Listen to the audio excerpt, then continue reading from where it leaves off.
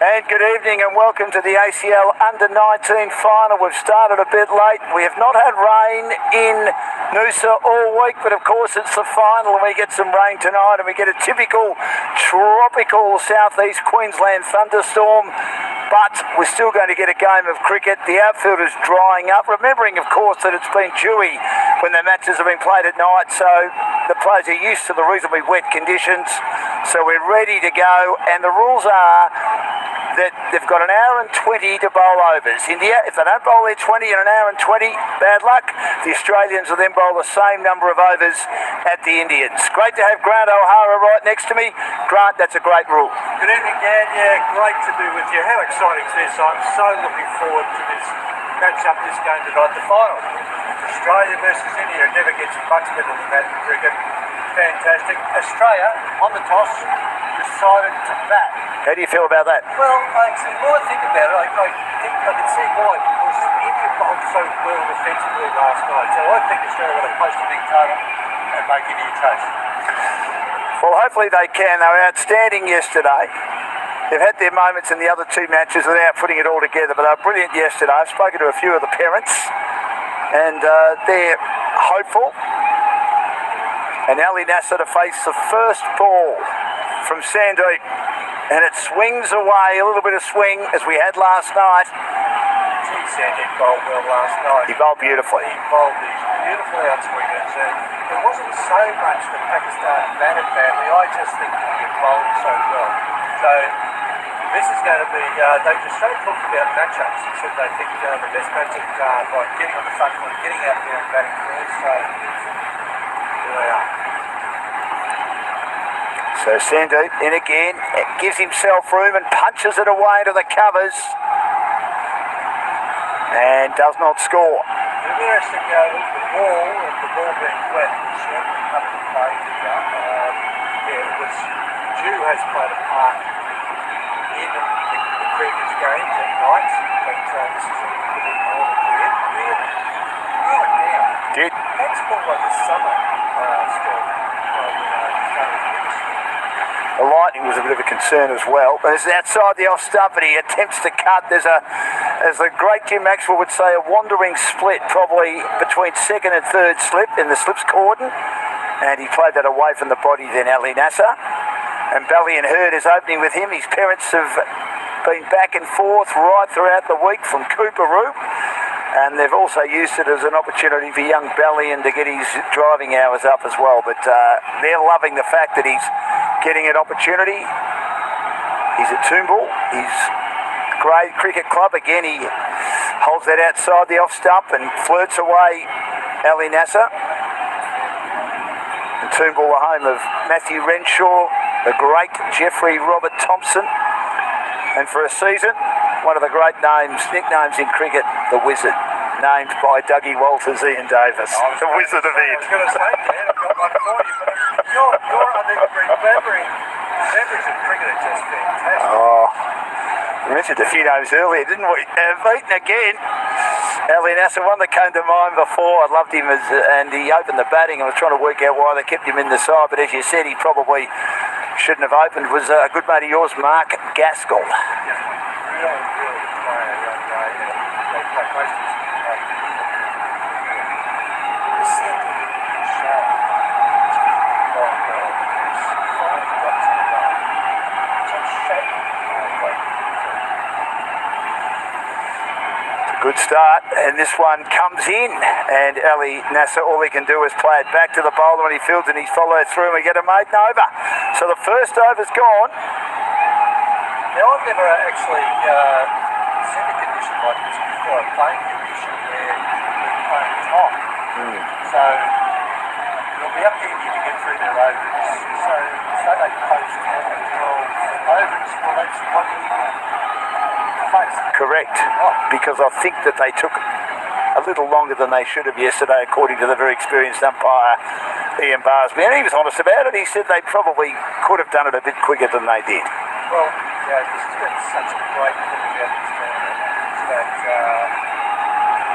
the flexibility that the organisers have shown to actually get games on and make sure that it's been quicker at this online level. Good luck to the Herds as Ballion gets one down the leg side. The first runners on the board for the Australians. Now, speaking to the Pakistan coach, just seems to me that most of these, essentially what he said, most of these guys don't have scoring. They do do subjects, but they can focus. So most of their time is spent at This is pulled away by Ballion Herd. He can play beautifully down the ground. He can whack it square of the wicket as well. And he does that magnificently. Lovely boundary by the young man.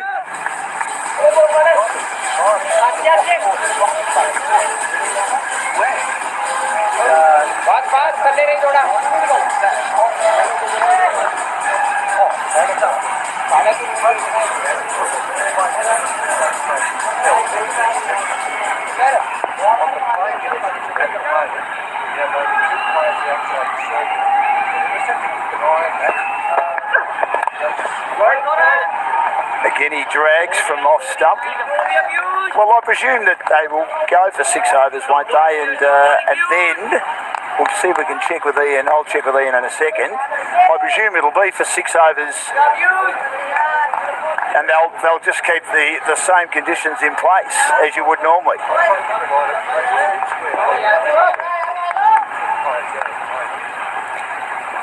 Puyush can't.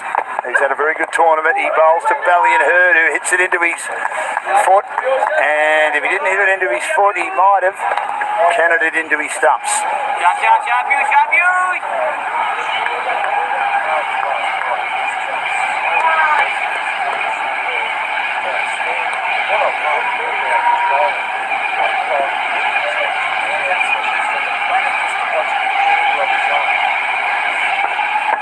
Can't in again. He's hit on the pad, but I think it might have been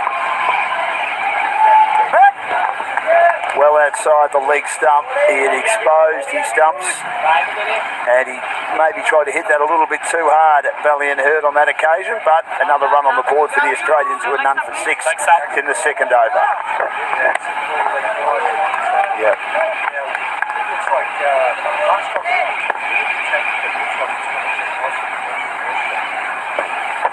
Bush can't, bowls again. Oh, he tries the ramp shot. Too early, Ali, I would have thought. Way too early. I know it came up a couple of times the other night, but a little bit later in his innings. But he batted well.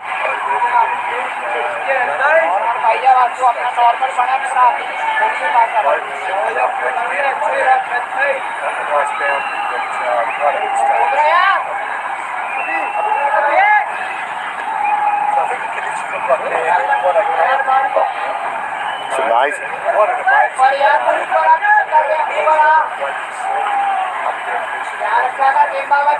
Obviously the ground drains well, which is terrific. Lockie, the groundsman's also masquerading as the bar manager behind us, said yeah, the ground does dry well. Puyush bowls again, some swing. In swing, which is pushed away, ended up being an attempted Yorker to Manroop Singh, and that's 2 overs gone. And you can see that the players are running through very quickly, the Indians, to get through the overs, to make sure they get 20.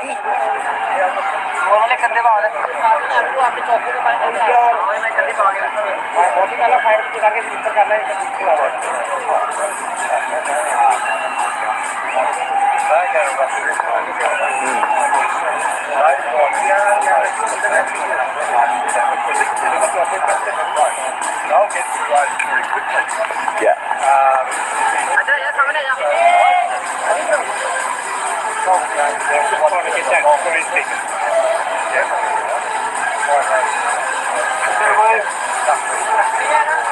That's middle, so you can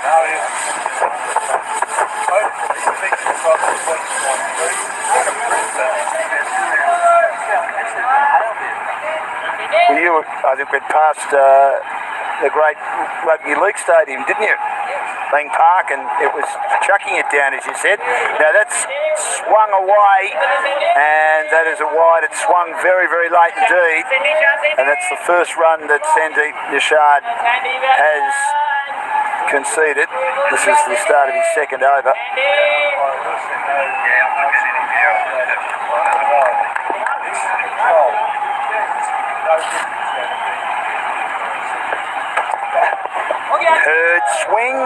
and misses. Didn't quite have his foot to the pitch. Young Valiant, he's a big man.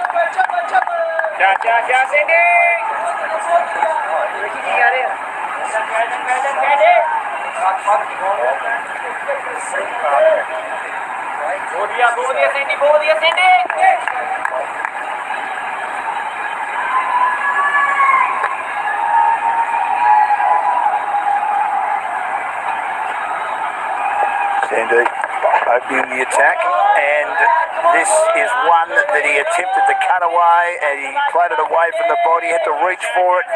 Again, swinging away nicely. Sandeep Nishad, a great start.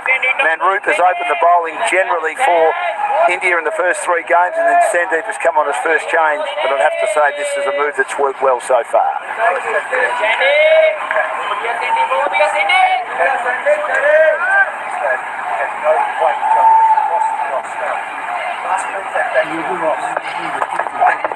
Gets one on the leg stump and he skies it high. Is it going to clear the field? There are 2 getting back, and they're a couple of metres away from each other, and they sort of stopped and said who's going to go for it, and the catch isn't taken. So Valiant Herd should have perished, doesn't perish, he survives, and can he cash in now?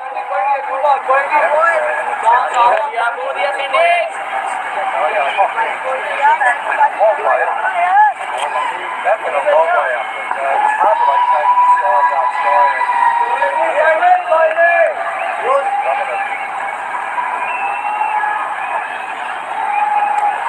Bit of hesitation there. Now he drives the next one. It was in the air, and I think it might have been dropped. It was a very low one, and it was travelling like a bullet. And Sandeep, if looks could kill, the young man who wasn't able to hang on to that catch is the youngest member in the Indian team in Yudhavir Singh in the red turban, and just went through his legs in the end, but it was a low one that if he had a lunch for, I think he takes it.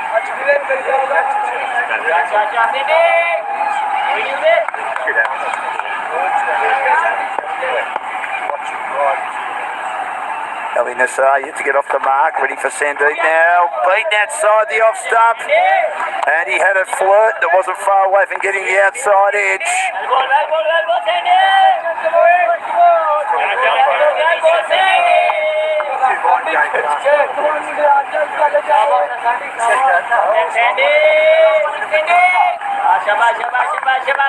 Unfortunately, Ian doesn't know Hindi, does he?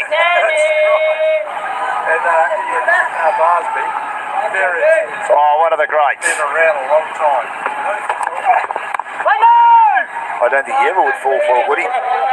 He looks so laid back out there chewing gum, Ian, that I dare say he'd have it under control. It's interesting, Steve did say, one of the other umpires who's out there with Simon, said you might make, especially on a long-form version of the game, 250 decisions in a day. Cricket, I'm not so sure about that, but if you did, it's a big, big job, isn't it?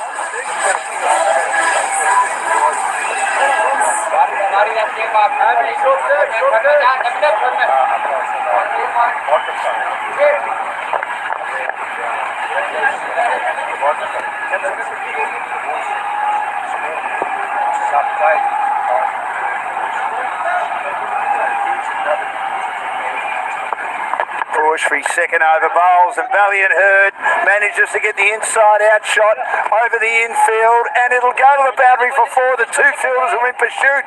It's not as quick obviously as it usually is due to the fact that it's at night, and we've had a bit of rain in Noosa about an hour or so ago, but it goes to the boundary for 4. Lovely shot. Yeah.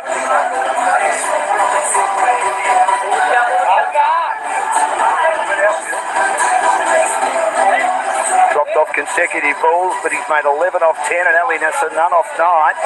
Can't be too worried though. We saw Dilraj the other night when the Indians beat Australia, chasing the target as well. That he was 0 off 15, went on to be unbeaten with 70 and get his team home with an over to spare.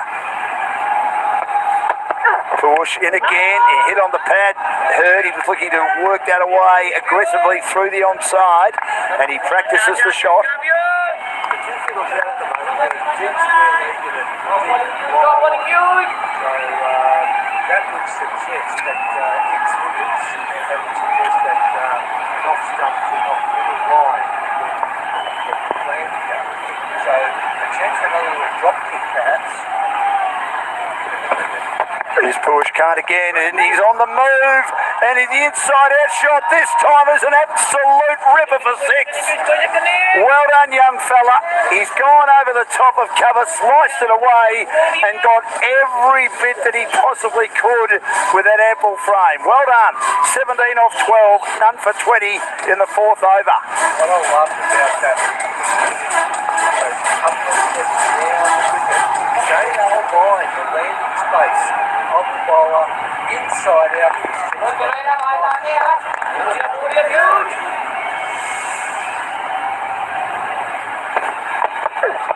And he swings and misses outside the off stump. He's just concentrating on his cricket now, according to his dad and mum, and they take him down. He's not old enough to drive on his own yet.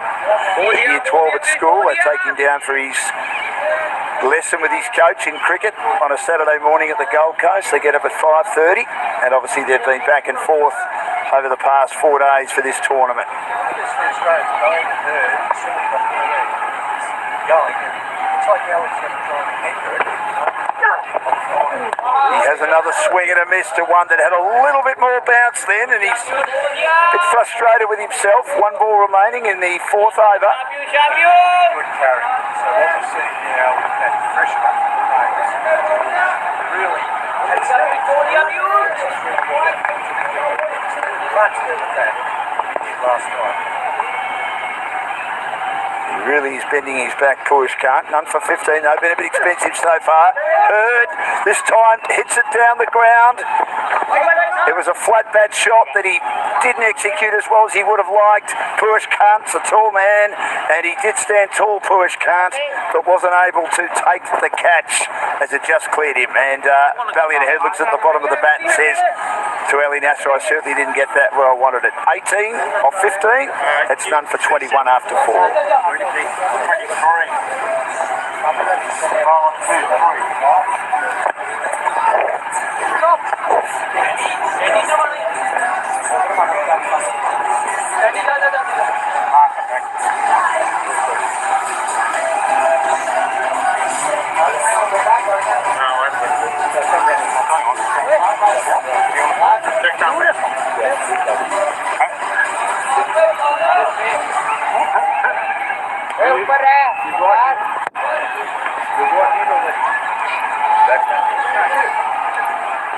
Yep, with Valiant Herd, 18 now off 15, we've got to change the bowler. This is going to be interesting, the spinner.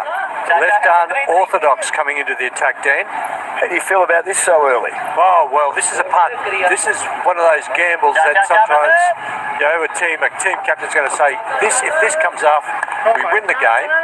If it doesn't, and this is what the Pakistani coach said last night, maybe that wasn't a wicket 4 spin last night. The captain decided to bowl about 15 over, which was... Well, it worked well when he was on last night, didn't it? As he gives himself room, Valiant Herd doing all the striking at the moment and facing as he gave himself room and drove it down to mid-off without getting a run. None for 21. Round the wicket again. He cuts the next one. Udavia is fielding in the covers. Good start by Than Singh. Giving it a bit of air. High arm action, as we've said. This time he whacks it down the ground. That's a beautiful cricket shot. He gave himself room and he picked the gap through the onside. Lovely boundary by Valiant Herd. He's turning it on, the young fellow. 22 off 18, none for 25 in the fifth over. What I particularly liked about that is that he hit a gap.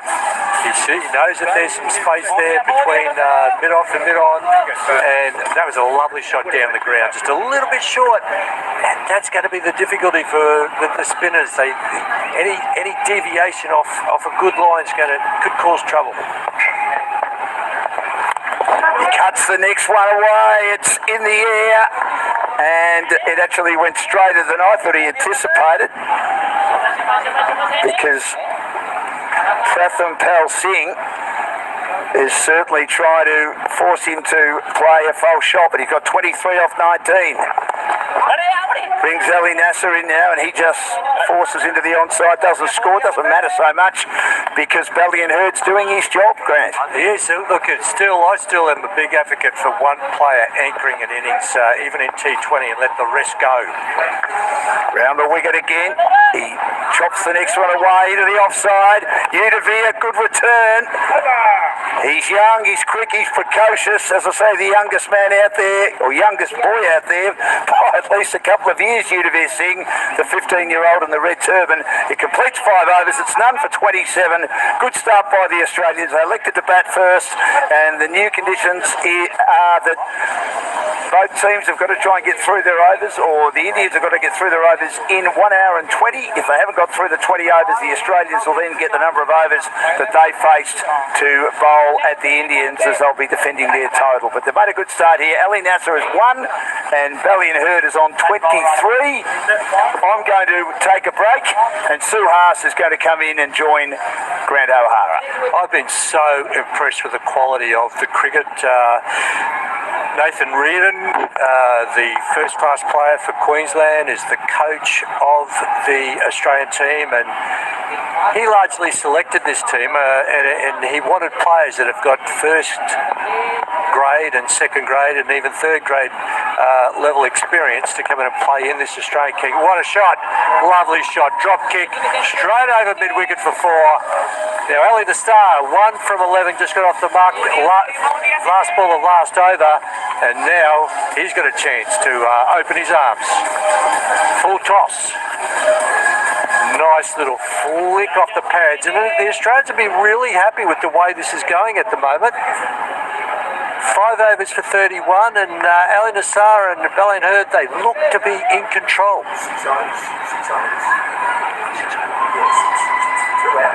6 overs.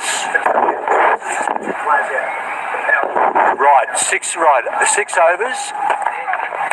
2 players out for the 6 overs.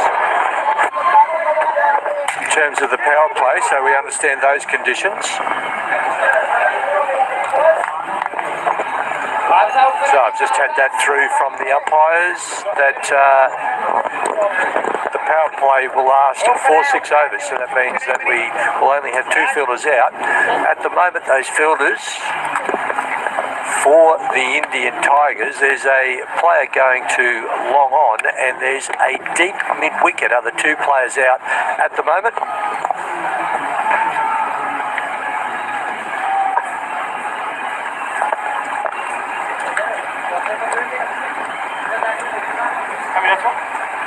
As we welcome Sunas. Welcome, Sunas. Good to see you again. Likewise, Grant. Very good evening to everyone watching. That looks close.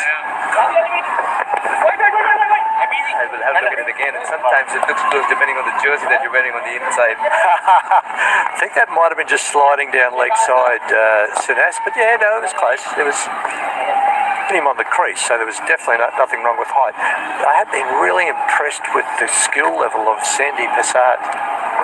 Are you familiar with him prior to today? Yes, I am. So he's someone who can swing the ball, especially away from the right-hander.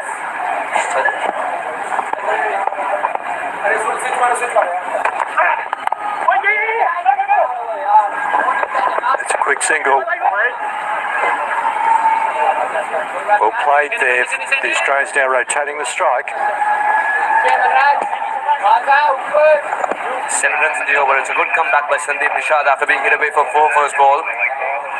Yes, you were asking about Sandeep Nishad, the bowler.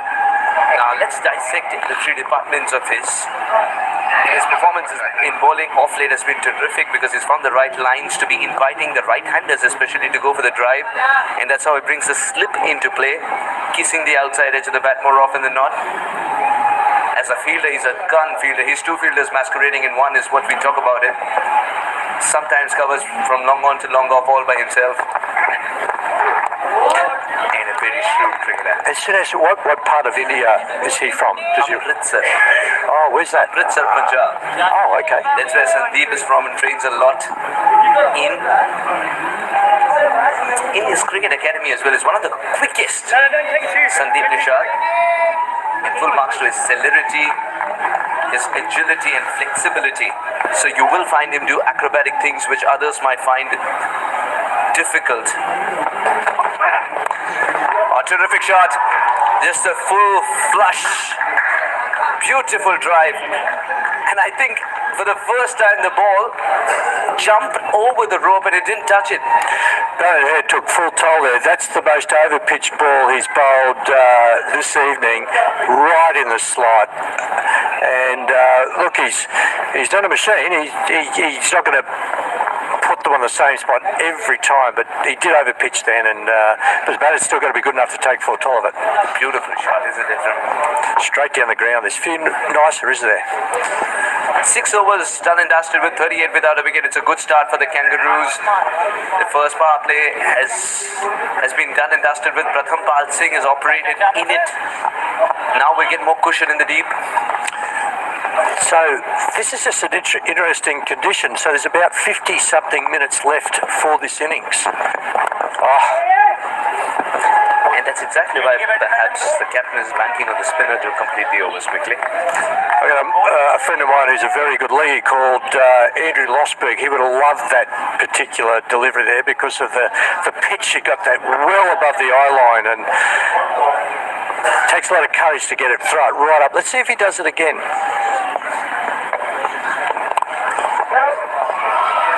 That's a cracking shot. Udayveer Singh didn't even put in the dive because even if before he could think of doing it, the ball had sped away for 4. This is a really impressive start by the Australians, and I think they gained some confidence last night. They chased down a Sri Lankan total, had to chase it down inside around about 12 overs, and they did it quite easily in the end. And they're actually carrying that momentum into this innings. And some terrific shot selection, getting through some really difficult bowling, and impressive.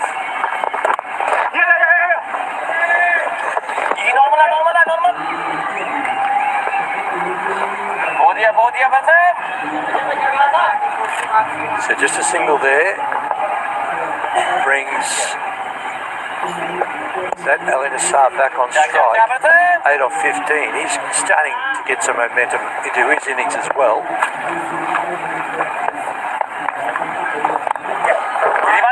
Looks glorious as he plays that cover drive once again. This time, just only in the face of the bat. Inside out, it's one of the most difficult shots to play. But it looks good. Looks fantastic. Just waiting on the delivery, waiting for it to land. I love watching this left-hand orthodox bowl too. Just the way he's flighting the ball. Had him confused whether to go forward or rock back on the back foot. Because, of course, India has such a proud heritage of producing such great spin bowlers. And we were talking about one earlier, Bishan Bedi, who I remember was just mercurial, wonderful bowler. Came from the same part of the world.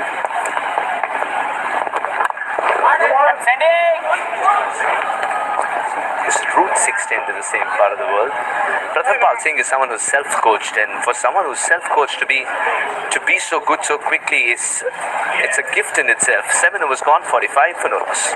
Can you tell me, Sinesh, a little bit about the cricket academy that these guys go to?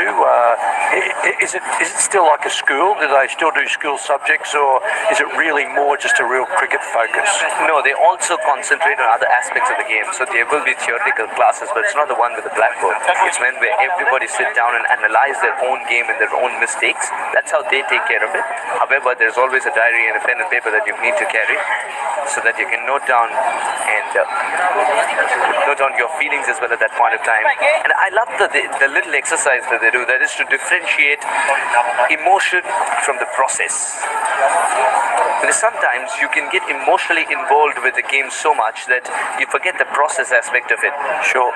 So will they still do things like math and English and that type of thing at school, or is it really just a real cricket focus?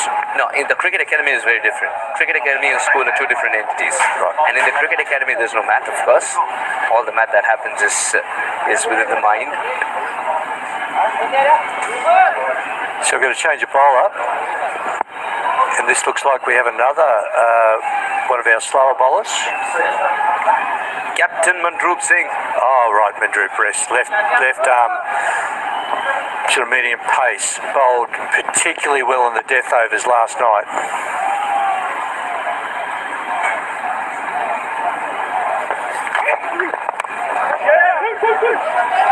Just threw the bat at it. Too much to do despite the dive. It's going to go for 4. And it's looking more painful when you can't do much about it. Gee, that's a rare loosener there by Manroop. He bowled beautifully. He's the captain of the Indian team. Extremely good cricketer. And just when the pressure came on last night, he put his head up and said, I'm going to take these overs, and everyone stay calm and just follow me.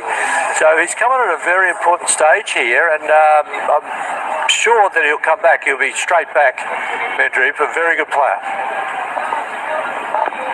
That's not a testing line, even though the batter had to throw himself at it. It's not a testing line. And he's bowling slower today as he tries to concentrate on line and length this time around. Belly and Hurd, wow.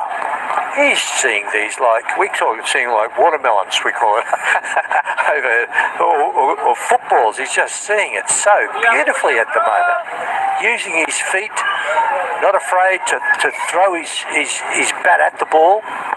Just love the clarity with which these two batters have come out to bat today. Big finale.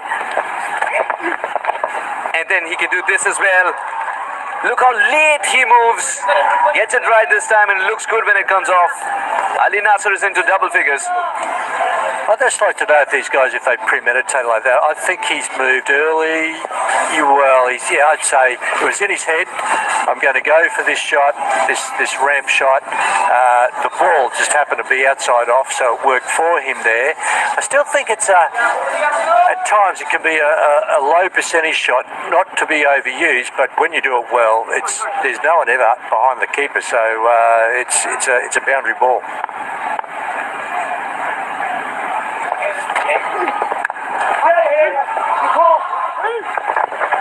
Hanging the bat outside of. Even though there was a bit of a fumble, it's a single. Manroop's just got his radar off here a little bit. He's way too much width. That's exactly what the Kangaroos are looking for. They can throw their hands at this ball, and there's not a lot of protection short for catching. So I think he's going to be really keen to get back into off stump.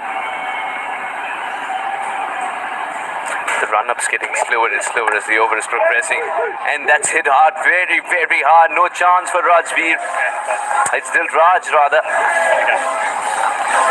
You're so right about good timing there. The deep cover was only 5 metres away from that, and he just really gave himself no chance. Valiant Hurd, what a wonderful innings. 2 orthodox shots and 1 unorthodox shot. Both from different batters, of course, but 3 boundary balls in the over. Manroop is proving to be expensive. Well kept. I wonder if he's feeling a little bit tired. It's been 3 intensive days of cricket for these young players. Being able to concentrate for 3 or 4 games intensively, and I just felt last night there was a lot of tension between those two teams. I don't know if you felt that, but it's bound to be. It would have been something to them. They'll remember that forever. The time I played Pakistan, and did I win or did I not? How did I play? So yeah, it's been a really good stuff for Australia. Absolutely right. I mean, it doesn't really matter the level, but if you can tell the world that you wore the colors that you're proud of and you were up against Pakistan, if you're an Indian, and Pakistan cricketer saying I was up against an Indian side, it's bound to be one of those bookmark me kind of moments. Yeah, well, 14. I don't think he went for 14 and 3 overs last night, Ben Roop. So whether he's just feeling a little bit tired, whether the wickets, it really has got it a little bit more pace in it this evening, and I think that's largely to do with the storm that we had. And now bringing the slow bowler back into play. Interesting call this from Manroop Singh. Dilraj did not bowl in the previous game, even though he did get one opportunity in one of the games that the Indian Tigers played. Now this will be an interesting battle. Was he conveyed that his services would have been required with the ball in hand as well? That's another question. How prepared is he? Quick single and well run by the Australians. Just feel like they're on top at the moment. They haven't lost a wicket, so number 60, they take that every day of the week. Projected score 150. I wonder if that's taking into account the time. So it's an hour and 20 minutes, isn't it? An hour and 20 minutes? Yes. The good news is that despite the rain, despite that spell of rain, we haven't lost out on any overs. So we are not losing out on any action. Inside out, it's one of the most difficult shots to play. The ball's going to hide itself in the foliage. It's such a beautiful shot when it comes off. Valiant Herd is playing an innings of great substance. One shot away from what will be a terrific half century in a big game. And just take a look at what he's done there. As you said, he's inside out, over cover, and cleared the rope for 6. It looked like it was a little sort of out of the front hand or leg spin bowler by Dilraj Singh there, and yeah, he's picked it beautifully. Picked it in flight. 49 of 31, Valiant Herd. Ali Astar is playing his role too. He's giving the strike to Valiant, and that's a really good game awareness when you can see your mate's going well, so get him on strike. Make sure that he takes most of the bowling. Absolutely right. And the Indian Tigers are being tested towards the end of the tournament. Yesterday they were tested the most. I thought now it's another testing times for not just Manroop Singh but the entire side. So it looks like he's bowling out of the front of his hand. Is he rolling over Dilraj to be more like a leg spinner, or is it what's he bowling? Do you think? What's the? I didn't tell you before, but I told you Dad I had deja vu. I think he's trying to bowl the regular leg spinner, but it's getting difficult to grip the ball every time it's gone. Oh, I think he's leaving it from the front of the hand. He's not giving it a full rip. Yes, I think you're right. I think, and the way that actually pounced off the wicket then shows that maybe he's giving that flick and getting a bit of energy through the ball, and he's just pushing it forward. Less turn, but he's pushing it forward. But why is he doing that?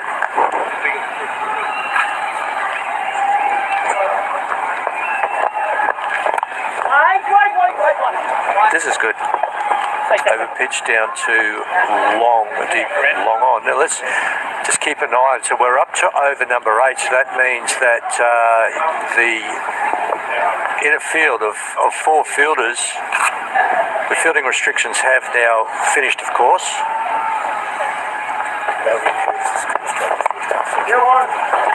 And there's the 50, Valiant Herd. Was that?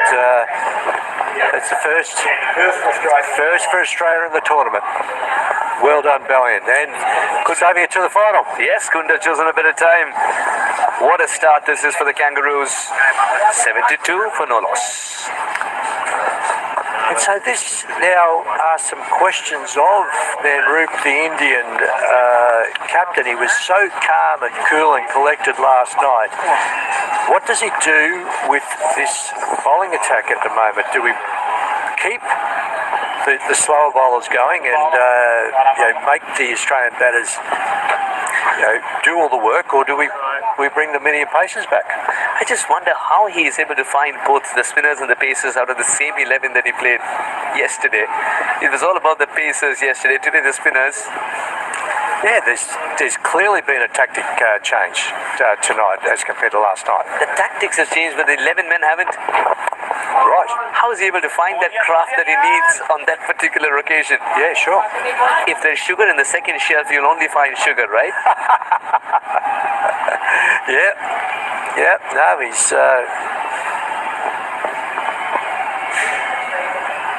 So Dilhal Desai.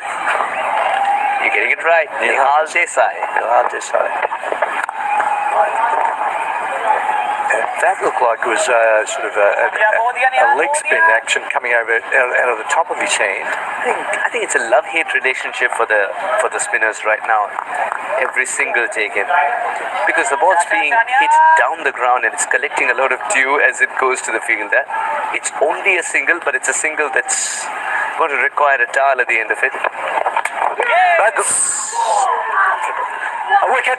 That's exactly what he needed. Nihal Desai, congratulations. That was a really good piece of bowling.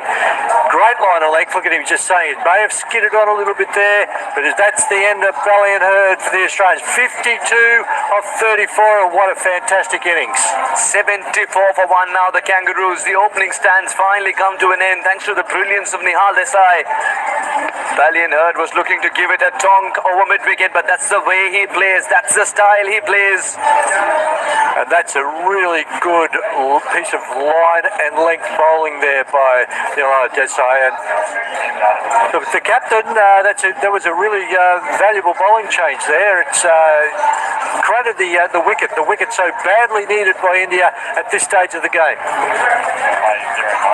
74 for 1.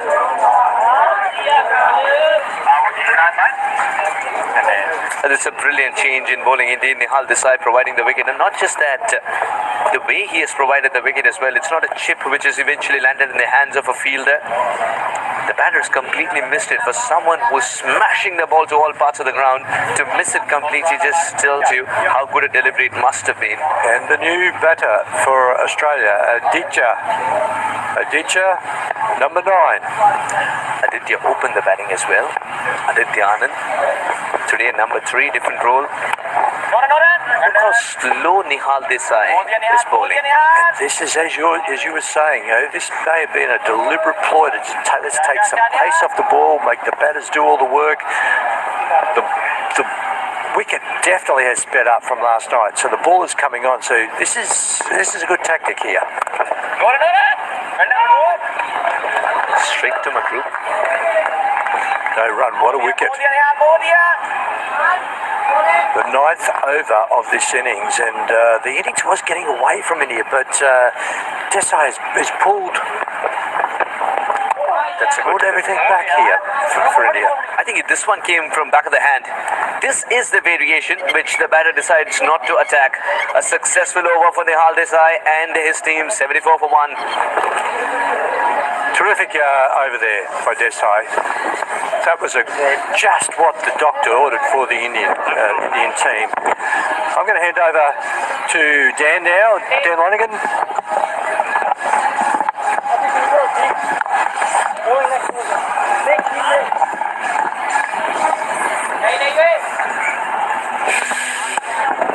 Welcome, Dan.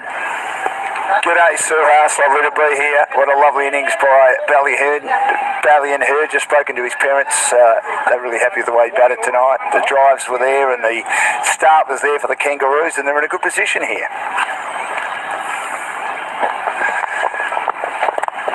He's not afraid of flighting the balls. That's perhaps because the wicket had fallen just now, so he's allowed to do that a little more. No, that's right. And the Australians have made the start they needed to make. Aditya was really good yesterday in their clinical win over Sri Lanka, so he's got a good start on the board here to be able to get his team going. That was a good one that kept a bit low that he did well to just keep out. Very good delivery. I like the fact that he's bowling lanes which are confusing the batters to go on the front foot or back foot. And it's it's a wicket that assisting the spinners a little, but it's not an outfield that's assisting the spinners. That's exactly why the towels are getting bigger, as big as the trousers. It's a nice shot as it's steered. It's a point. Yes, they are massive towels, aren't they? They're almost travelling down towards the boots of the players. They were little on the first day, but tonight with the rain and the dew, and yeah, they're almost like beach towel variety, aren't they? This should be taken. He's not in control, and it's a terrific catch by Yango Devir. Dilraj rolls, and why not? It's a huge wicket in the context of the game because Aditya Anand is a man in form who's gone without scoring today. What a good catch it was by young man. Udevir Singh, take a bow. Great catch by the young fellow. He judged it to a nicety. He had to sprawl forward. He never looked like missing that, Suhas. It was an outstanding catch. The youngest player out there. And it was an indication of what a great pair of hands he's got. They believe, the Indian Tigers believe. And now with the second breakthrough, they can spin some magic. But can Baker change all that? He's someone in form as well for the Australian Kangaroos. Every team that's set foot in this tournament always wanted to be a part of this particular game, the grand finale. Two of them are realizing their dream. One of them can lift the beautiful cup of ACL Under-19. Very glitzy. I'll need all 11 players to lift it. It's a monster. I tried to lift it before, and I've got to go to the gym. I thought my muscles are pretty good, Suhas, but obviously not. We got you the memento, that's why. Yes, that's exactly right. That's good delivery, well flighted. Bowling beautifully, isn't he? I'm just loving the fact that Dilraj is gaining control as the over is progressing. Just a run and a wicket. Just one run and an important wicket. Last delivery. And this one was pushed from front of the hand. Had him on the back foot, didn't he? Surprised him. He did well to fend that down. 75 for 2. Cruz Baker is the new man in.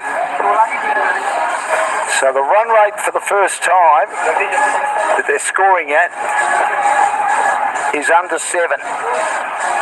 So the Indians doing what they are very good at, reining it in and hoping to get through their 20 overs in an hour 20. Do you like the rule? I like it. I think the umpires were great the way they said, okay, you got an hour and 20 to try and bowl your 20 overs. Good luck. I love the fact that the overs haven't reduced. No. Just the run-ups of the bowlers have. That's the way he plays. Where everyone senses a fielder, he senses an opportunity to go over him. That's just the way he plays. What a shot. Against the spinner. And just when 2 wickets had fallen. Love the intent from the Australian Kangaroos here. Having a couple of good innings in the tournament. He gave that flight. Desai and Ali Nassar driving and getting a run.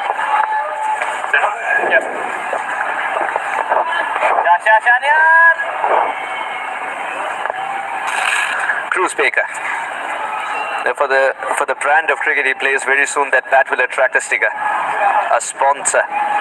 After the catch he took yesterday too, I was involved in with Ali Nassar. Doesn't need to chase this at all. Umpire Simon signalling wide. One of the most wonderful umpires that we've seen. He's a terrific young umpire in his second year at it, but great future in front of him, we hope. Oh, this was hit hard. Has it burst through his hands? I think it's an opportunity. Gee, it would have been an absolute ripper if he had have taken that. So low to the ground almost. When you say it's a ripper, you're not mentioning the fingers and the webbings. I'm just mentioning the catch. I think now he's trying to hit the ball a little harder than he required. Ali Nassar. Well, that was there to be hit. And the problem was, there was these, well, for Australia, not a problem for India, there was a sweeper out at deep cover. Stopped him from getting the full quota that he required. Ali Nasser is someone who's got the gift of timing, so it was very surprising to see him go with a strong bottom hand.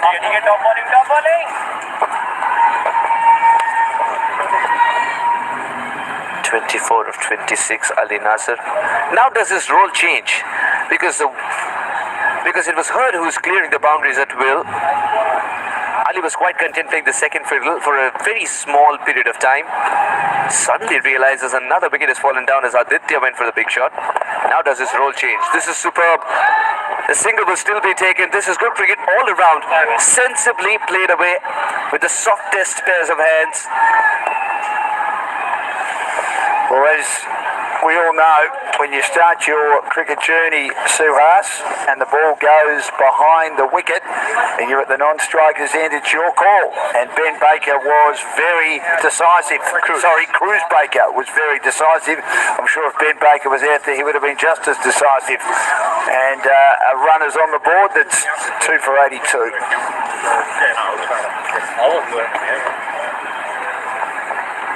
And the Australians having a good time. Matthew Holmes and Ben Baker, who doesn't have his green pants on yet, so he won't be batting anytime soon, it seems. Wood Dwayne to the onside for 1. To kick off a new over for Dilraj Singh.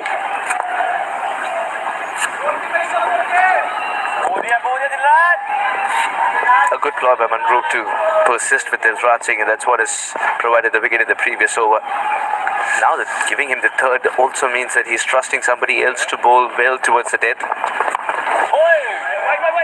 that was an interesting shot, wasn't it? He was going to go down the ground. He tried it inside out, and it sort of didn't get the middle of the bat. It rolled along the dewy ground, and he just gets 1 run for it. Oh, when he dives like that on a wet outfield, I sometimes wonder if that towel is for him or the ball. Both. You might need 2 towels. That towel's not a long one. Yeah, that little spell of rain makes it feel like you're diving in a pool.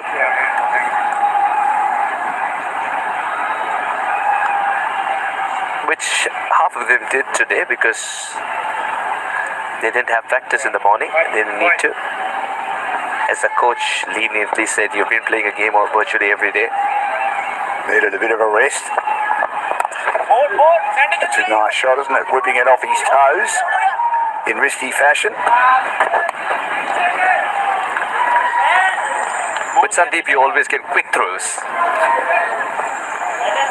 So far, it's okay for Dilraj if he's conceding singles.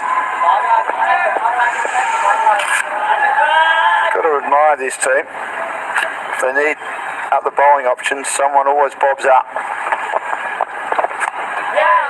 That's a good piece of bowling. Very good delivery, and I think Cruz Baker is now figuring out what's the right length that people are trying to bowl to him, and he's going to adjust accordingly. Just watch him go now. He's too good a player to miss out on that shot for long.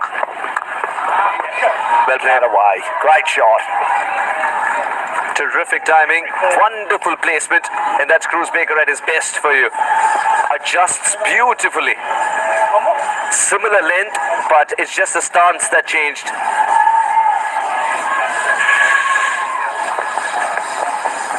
Yes, gave himself a bit of room, didn't he, Suhas? And he turned a good delivery into one that was probably short enough for him to cut away and find the gap, which he did. Still, he's done his job, Dilraj Singh. Considering he's a part-time, he opens the batting.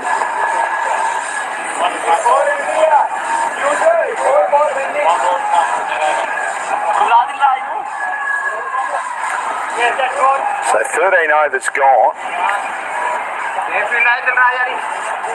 They're saying 12.5 overs. Now, I've got a feeling they haven't adjusted that to make it 13. But if that's the case, then it must be a boundary of the last ball. We still have a ball left.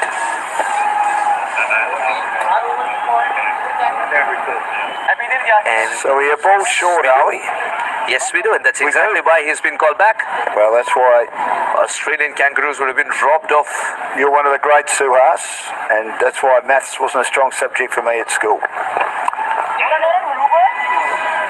He cuts that away. That again was short, wasn't he? He played that pretty well. But with that single, he'll retain strike. Now the over has ended indeed. Dilraj Singh will get a bit of a breather. 91 for 2. So 7 overs, depending on how much time is left. We did start at 7 o'clock and local time at 7:55. So are they going to get 7 overs in 25 minutes? I think it might be a slight battle. I reckon they can get 6 in. Manroop Singh is also looking at, even if he wants to bowl pacers, which I don't think he's going to in the next 2 overs. Even if he wants to, he's just looking for a pacer who has the shortest run up. And who's that? Himself, probably. Yes, perhaps.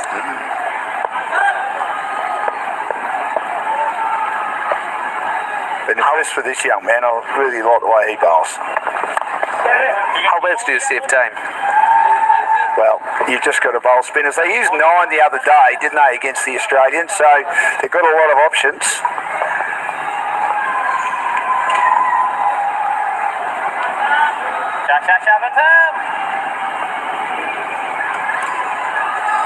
Yeah, we were discussing why Arshdeep feels a little left out and he wants to roll his arm over to his tired of being the keeper. Everyone else is bowling to him.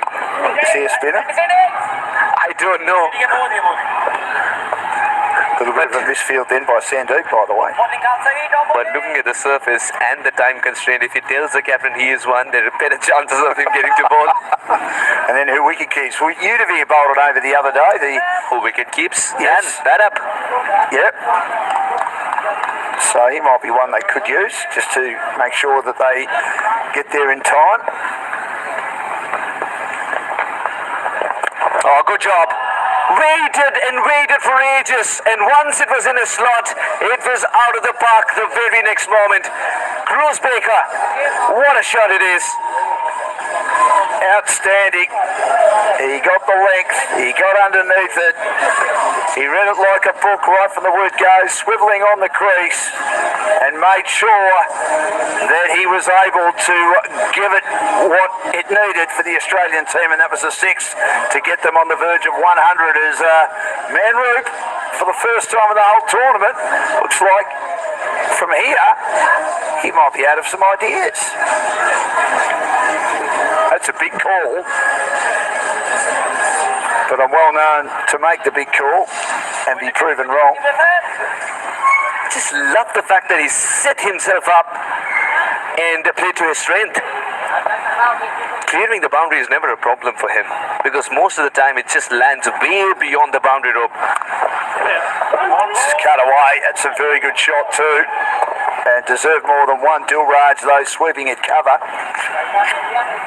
100 comes up with that single.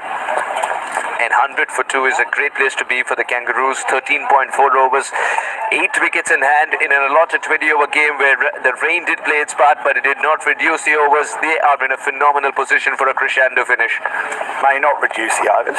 This is knocked away into the onside for 1. It's taken the pace off this.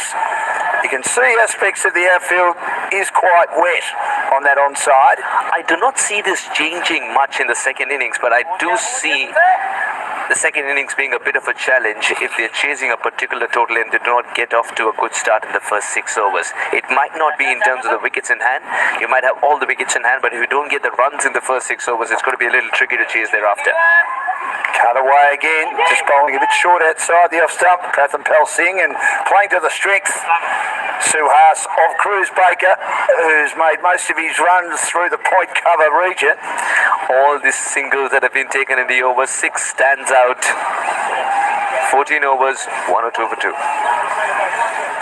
So the current run rate at 7.29, and if it was to stay like that, just under 150, which is a pretty good score. I'll be interested to see Manraj playing this game, who was going through a bit of a groin injury while practicing. But if Manraj gets to bowl again, will he be bowling something similar to what he did yesterday? Would it be a similar role? Where do you see it? Because it came as a surprise to me completely. But he did bowl well, didn't he? He's going to quote. Oh well, Dilraj Singh's going to complete his quota of 4 overs in the 15th. That means Manroop's got to bowl 1. At least 1. And Dilraj Singh, as his overs are progressing, is turning more into a pacer. He's doing a good job. That one turned back in. Now Cruz Baker gives himself room. It was in the air for a long time, but then rolls safely down to Piyush at long off.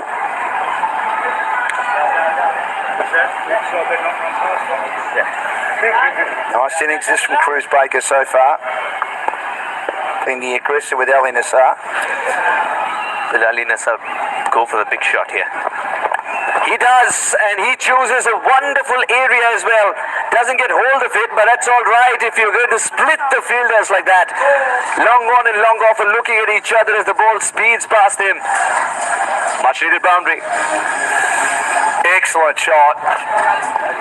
Thought he might have got more of it, but it bounced safely between long off and long on, and a beautiful cricket shot straight down the ground when you're hitting straight like that.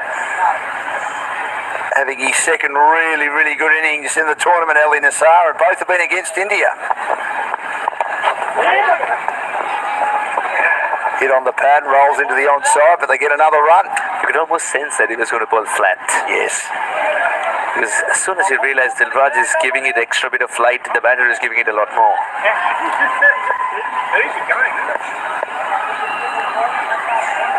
Now to Baker. Yeah. Who hits sixers like it's his birthright. Yes, he does. He's chosen a lovely area just before Sandeep. And I think it's Sandeep, that's why it was even created a half an opportunity. They even called half an opportunity. This does not look good. If Sandeep is limping, it does not look good.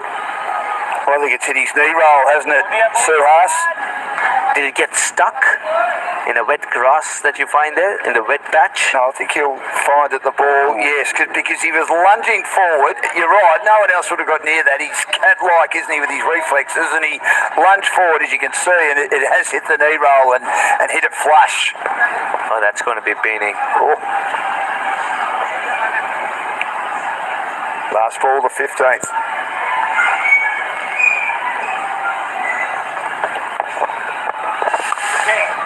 Ball, pushing him on the back foot. Most of the over, he was making the batters play on the front foot. Went for runs and then finally finds the right length. 15 overs gone, 111 for 2. And I don't know if Grant is going to give us the hop, but it's 111 on the board. He'll take you through the next 5. Australia right on top here. Ali Nassar, 34 off 33, so his strike rate just over 100. Cruz Baker well over 100, 21 off 16. Hurd made 53, and Aditha was out for a duck. Thanks for that, Sunesh. Gee, I've been impressed with Ali Nassar's innings. He didn't even get off the mark until ball number 10. Yes. And now he's 34 off 33. What a lovely controlled innings, just what Australia was looking for. Well, Suhas made an interesting point. Was he going to become the aggressor when Cruz Baker came in after they lost a couple of quick wickets? But he hasn't had to, because Cruz has managed to clear the boundary often enough as he gets a run to kick off the new over. They're continuing with the spinners to try and get through their overs, and they're doing a great job to do that. So let me just check on the conditions. It's 8:03 by my watch at the moment. Yep. That means, Dan, so there's 17 minutes left, is that right? Correct. So whatever's bowled in 17 minutes, that's it? That's right. Obviously, if they start the 20th over as that, has just flicked over the top of the bowler down the ground, and they come back for 2, and it wasn't a great return, and it's hit the finger of Desai, getting a couple of injuries here, the Indians. Nassar turns a 1 and a 2. That urgency is exactly what's required at this stage of the innings. Here, Cruz Baker are putting on a terrific little partnership here. Projected score 149. So it means the Indians would have to chase 150. So Desai again gives it air. It's driven down the ground. It's in the air, but well past Desai. Piyush has had to do a lot of work at long off, because they've been driving straight. Yeah, they picked up a single there. It was well hit down to that deep mid-off position. But Desai's bowled extremely well. Into his third over now, 1 for 14 in these conditions. Very good.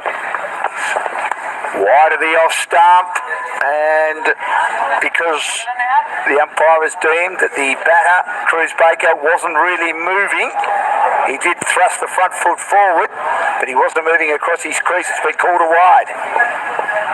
So an extra ball needs to be bowled now. And he chops it straight back to the bowler who fields in his follow through. Didn't get all of that. Didn't get any of it, really. Yes, slight variations there. That one seemed to come out of the back of the hand, but because of the wicket has a little bit of moisture in it, it's actually skidding on. Now he swings over the top through the onside. Udavia, one of the best fielders in the team, out at mid-wicket. Another run on the board. And there's no doubt that with 8 wickets still in hand, boundaries are the absolute key. So Cruz Baker and Ali Nastar really need to press the button now. Take some risks and get the ball to the boundary. Or over it. Their side bowls, and Ali Nasar's going to try and do that, but is he going to clear Payush? He didn't clear him, but Payush lunged forward and dropped the catch. Skidding forward, couldn't hang on it long off. That's bad luck for India there. He made good ground to get to that ball. And just, I thought he had it. It looks that he's got the catch, but no, he put it down. And that's a life there for Cruz Baker. Now, Grant, I would presume that if it's 8-19 and they start the 20th over, we're right. Yes, I was thinking that too. I'd say that as long as the over has started, it will be counted, of course, and completed. One of the young boys going through his dance moves like Michael Jackson, the great song Billie Jean, one of the best songs of all time. Nice colourful t-shirt standing out like a martini bar in the Sahara Desert, which I've never seen, but it would certainly stand out. Nearly 8 runs and over. I think the Australians will be fairly happy with this. I've been so interested in the tactics by India. They are really different to last night, and obviously that's due. They're working with the conditions, bringing these slower bowlers on to ensure that the Australians have to do all the work. Well, they used 9 the other day, 9 bowlers, and a lot of them were the spinners that we've seen tonight against the Australians. Push bowls again. Oh, what a catch! What a catch in one hand by Push. He said, what about them apples? He stuck the hand out that stuck. We've seen some spectacular catches, but that's going to be hard to stop as the #1 catch in the tournament. He made that look simple, Grant. The crowd come in to take a look at the replay on the screen that we're watching.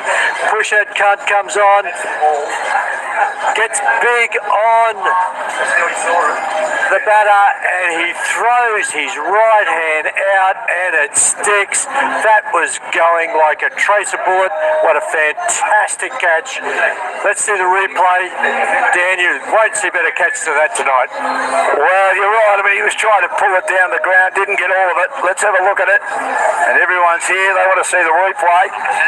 It was a sensational catch, and he just didn't get all of it. He only got it sort of at the bottom of the bat. He just stuck the hand out and made it look simple, even though it was travelling. What a catch! And look, he just looked at his keeper and said, look, that was just, I do that every day. I do that in my sleep. Here we go again.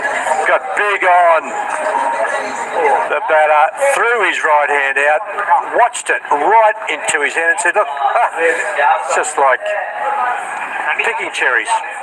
The one issue now, when you lose a wicket, even though it's good for the Indians, is it takes time out, doesn't it? It does take some time. Harry Sipel, the young boy from Toowoomba. Harry Sipple. Harry Sipple. There's Sipples playing cricket everywhere in Australia, Dan. Yes, that's right. I've seen them a lot in representative teams over the years. You're right. I should have known that. And it's a swing and a miss and called a wide. You know, there's hardly a representative team. Gee, they're a good family of cricketers. There's hardly a representative team in Queensland that doesn't have a Sipple in it, such as the quality. But look at this replay. Now it's whacked away, just clears the fielder who was just inside the circle at long off. He stuck a hand out, didn't get near it. There was a short delivery and it's flat batted away for 4 by Harry Sipple. He's off the mark.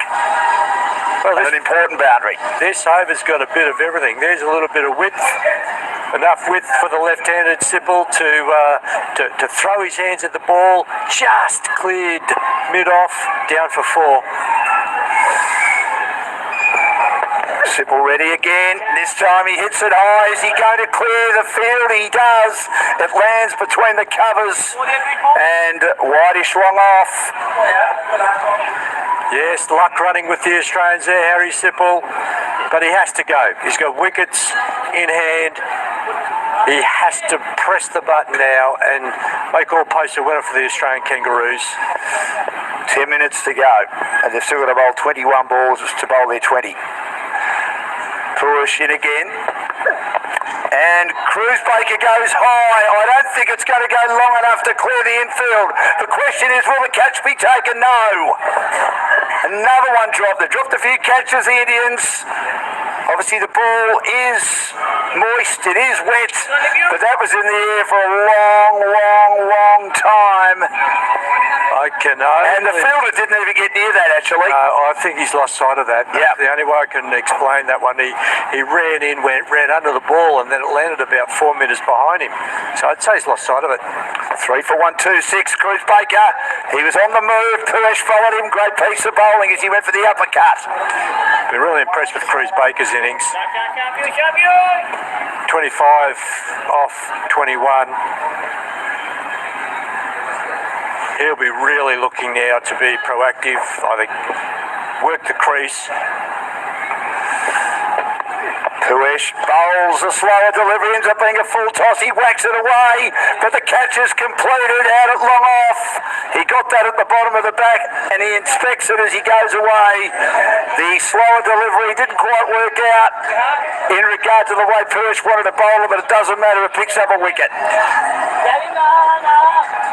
Out the back of the hand, a slower ball, but a full toss. He wasn't probably looking to bowl a full toss there, but just missed time there by Baker. He's batted extremely well. He'd be disappointed about that.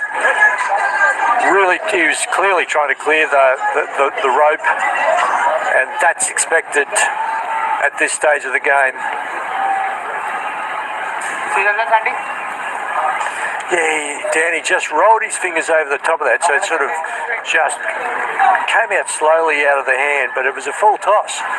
And so many times we see those full toss hit straight to a fielder. So who's joining Harry Sipple now?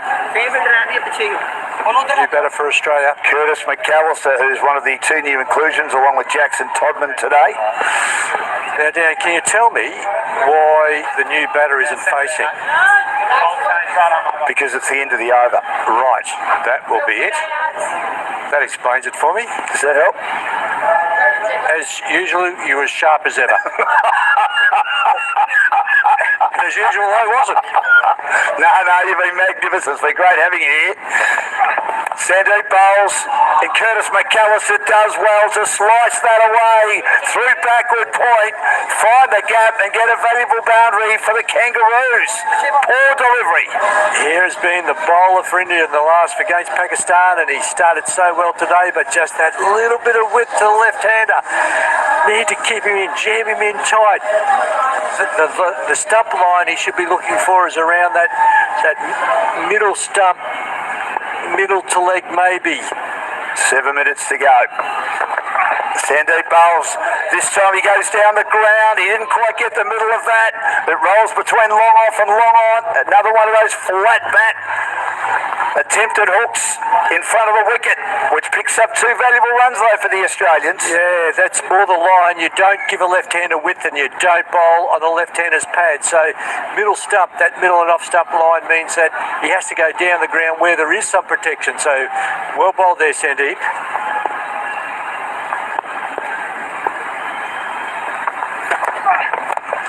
And he goes down the ground again. He gets plenty on that, but a good piece of fielding. Restricts it to 1. And Dan, see that? Only 1 at this final part of the game. And this is what I'm expecting from Sandeep. He will now keep that ball around that middle stump, off stump, and keep it up because he's got protection down the ground to take an extremely good hit to clear the boundary there.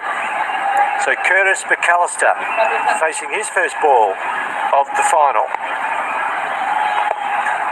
Our vision says 4 for 132, but the scoreboard says 4 for 133. Sandeep Patil bowls. This is an attempted ramp shot with his first ball facing by Curtis McAllister. Man's got to know his limitations. Looks like that might have been called a no ball by the reaction by the bowler. And it's a free hit. No ball and a free hit. A free hit. Look, from here. Just got to get on with it, Sandeep. You want to get your 20 overs in. Time's running out. Get on with it. Yeah, move on. And umpire Simon said it's above the head. And I think a replay would confirm that. It did seem to go fair way above his head. Scoreboard says 4 for 134. Because there was a 2 that Harry Sipple hit, then he got a single, and now we've had a wide. We're in the 18th over. I don't think they're going to bowl their 20, Grant. It's driven fluently through the covers. They've got 1. They'll think about coming back for 2, but they don't. I think you're right, Dan. We've got 5 minutes left, and we've still got 2 balls left in this over. So we're going to fall 1 over short, I think. It looks like it might be 1 over short, yeah. So what an exciting game this is going to be. The Indians have been undefeated so far in the tournament. Taken all before them. Big win against Pakistan last night. Australia had a big win against Sri Lanka yesterday afternoon. The 2 finalists. 4 for 135. Sandeep around the wicket. Bowls to Sipple. Has he got enough of that? I think he has. You bet he has. More than enough as he pulls it away over forward square leg. Big swipe, big hit, big 6 for the Kangaroos. Right into the left-hander's wheelhouse, angling in onto leg. And he takes full toll, Sipple. Wonderful shot at this stage of the game. Oh, I think there's a little heel behind them. We're going to see the umpires are going to take a look at that. I think he's got away with it. I think there was just a fraction of the heel behind the line, which is all you need as a bowler, but gee, that was close. Scoreboard keeps saying 4 for 142. We'll confirm it shortly. Last ball of the 18th. Sandeep bowls. It's a shorter one. It's hit down the ground in the air as he whacks it away. Payush has been a very good fielder today. Comes in from long on, and they come back for 2 more. What an over that has been for the Australians. Terrific over. Looks like we're going to get, there's 1 more ball. Yep. And so, as you said, Dan, it looks like we're going to get to the 19th, into the 18th over. Last ball, the 18th. Here's Sandeep around the wicket, bowls again, and he just plants a foot down the ground, drives it towards the boundary. There's a misfield by the fielder at Whitish, long off. Desai, and they come back and get another couple of runs. Lovely cameo this by Harry Sipple, 20 off 8. And I think a left-handed, right-handed combination worked very well for Australia. Just means that the bowlers have had to adjust their line. Sipple has come in, he's basically gone from ball 1. Look at that, Dan. 18 off 7 deliveries. So Sipple, positioned beautifully in the order, has come in, pinch hit, and really made a competitive score for the Australians. Got the score at 4 for 146 with 1 over left. Payush is going to bowl it. Well, we say 2 overs left, but I think we're only going to have time for 1 more. Yeah, it looks like it's only 2 minutes left. So 8:18 on my clock, 8:18 on yours, Grant. Yes, we've got 8:18, so this will be the last over. Payush to bowl, and beaten outside the off stump by short of a length delivery. He's going to run back to his mark. McAllister's just got to get bat on ball here and get Sipple on strike so they can get as many as they can. That's it. Get it past 150, which is a pretty good score. Bat to ball, Curtis McAllister. 5 balls to go in the innings, it seems. Again, a slow one, dug out by McAllister. Rolls it to Manroop. He's happy to give him 1. 4 for 147 is the score. Now he'll be certainly looking to bowl that middle stump line. He does not want to give Sipple any width outside off stump or drift into his pads, because most of us know that left-handers love them there. It says 4 for 1, 4-5 on the screen, but I'm going for what it is in the scoreboard. That's on the leg stump, and it manages to beat the fielder inside the circle, who's at squarish fine leg. It goes too fine for him to the boundary for 4, and they all count. And that's counted as runs by the umpire. Drifts onto the leg stump, down leg side, clears the infield, and down for 4. Big run, big boundary at this stage of the innings. Good lad, thank you, Simon.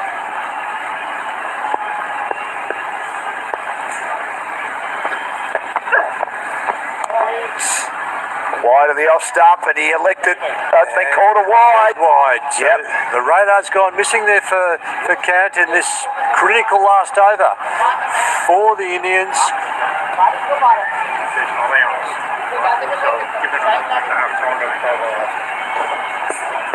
Got an update, Dan? Yeah, we're going to play one more. Thank you, Ian, for that. Much appreciated. This is swung down the ground by Sipple again.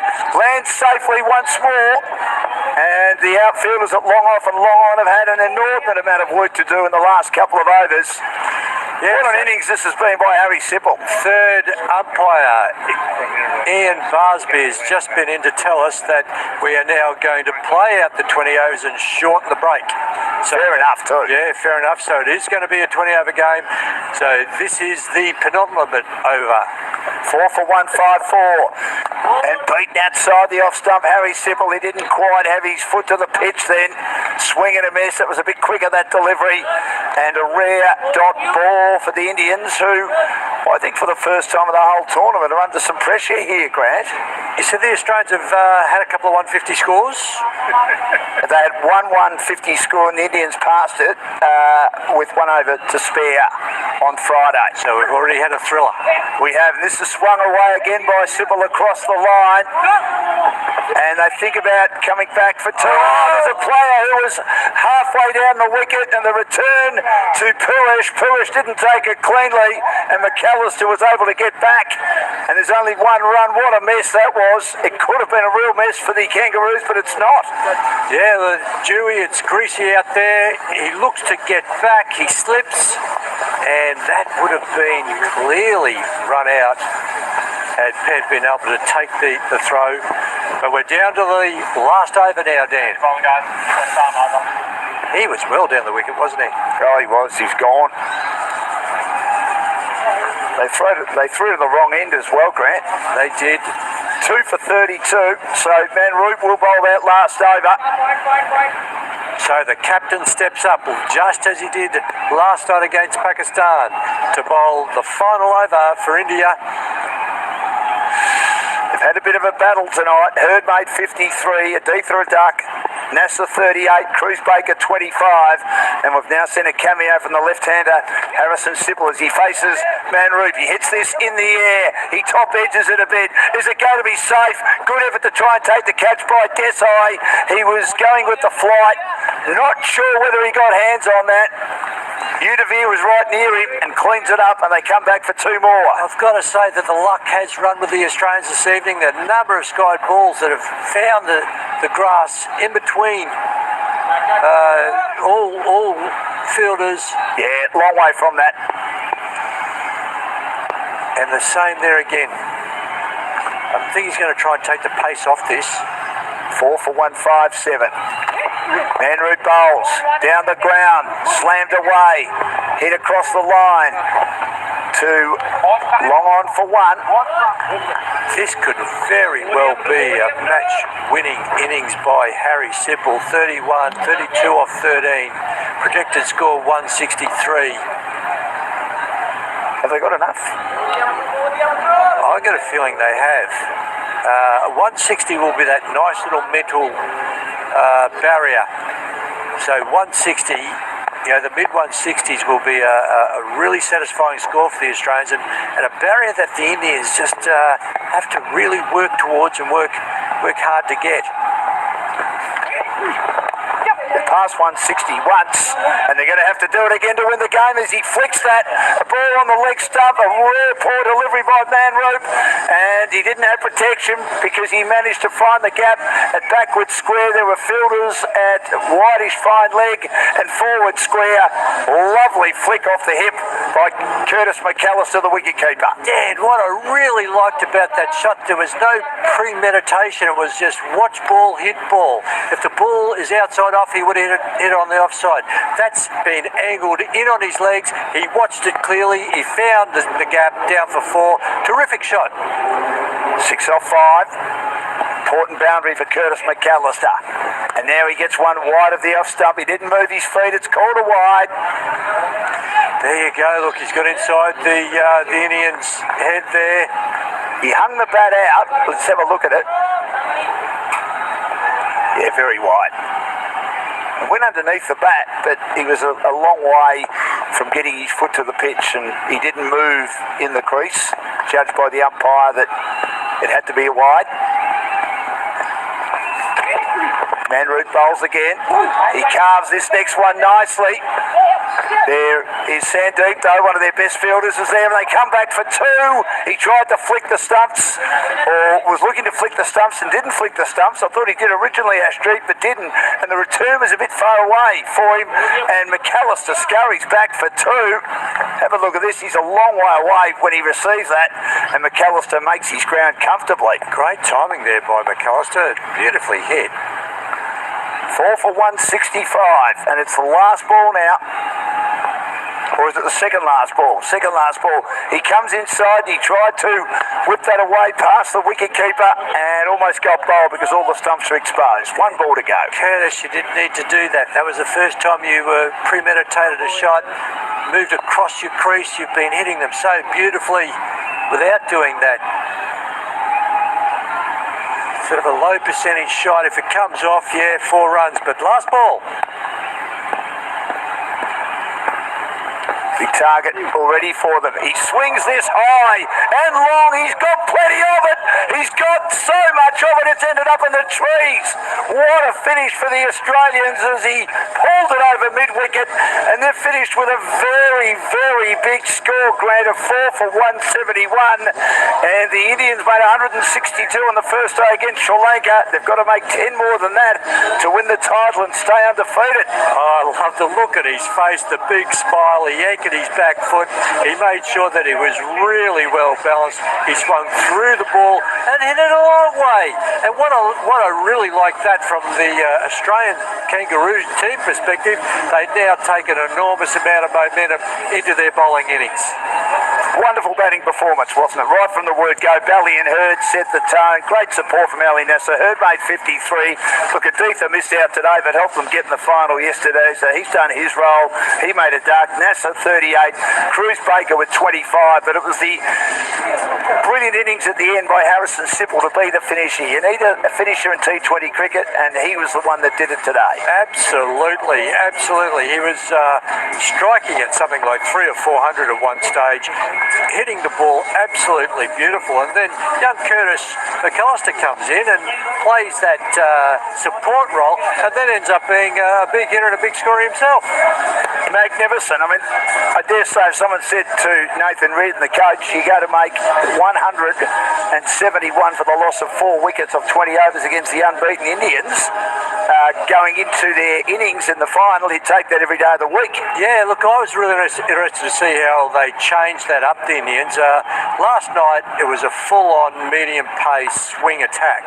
Tonight, they've brought in some slower bowlers, and Sipple's strike rate 246.15, 32 off 13. McAllister 14 off 8, 52 off 35 for Bally and Hurd, 148.57 strike rate, 7 fours, 2 sixes. Lovely innings by Ali Nassar, 38. So they've all done their job, and Cruz Baker 25. Very expensive here. You don't see this too often, do you? Dilraj Singh 1 for 30. Bowled his 4 overs with his spinners. Manraj Kalon expensive for 16. Sandeep Nishad very expensive, none for 33. Puish Kant also expensive, 2 for 33. and I thought Prathapal Singh did a good job, none for 25, but they all received a bit of tap tonight, the Indians. The opening stand of 74 really laid a foundation for the Australians. That meant that they had, as I say, a great foundation, but they had wickets in hand, which means that players like McAllister, players like Sybil could come in and play their natural game. But Valley and Hurd, what a terrific start for the Australians. We hit the ball down the ground. It was a magnificent effort. He hit the ball hard and he hit the ball well. So we'll take a quick break. We'll be back for the run chase very shortly. It should be a ripper. Indian Tigers need 172 runs to win the inaugural Under-19 ACL Championship after the Kangaroos were outstanding. 4 for 171 off their 20 overs.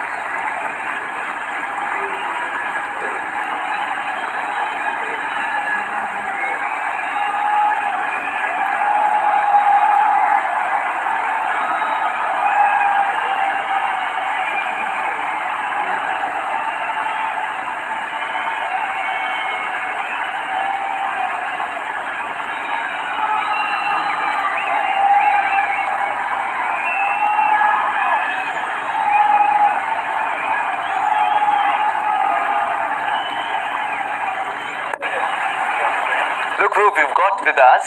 Queensland very own Courtney Grace Sybil. Warm welcome. Thank you so much for being here. I know you're cheering for your brother.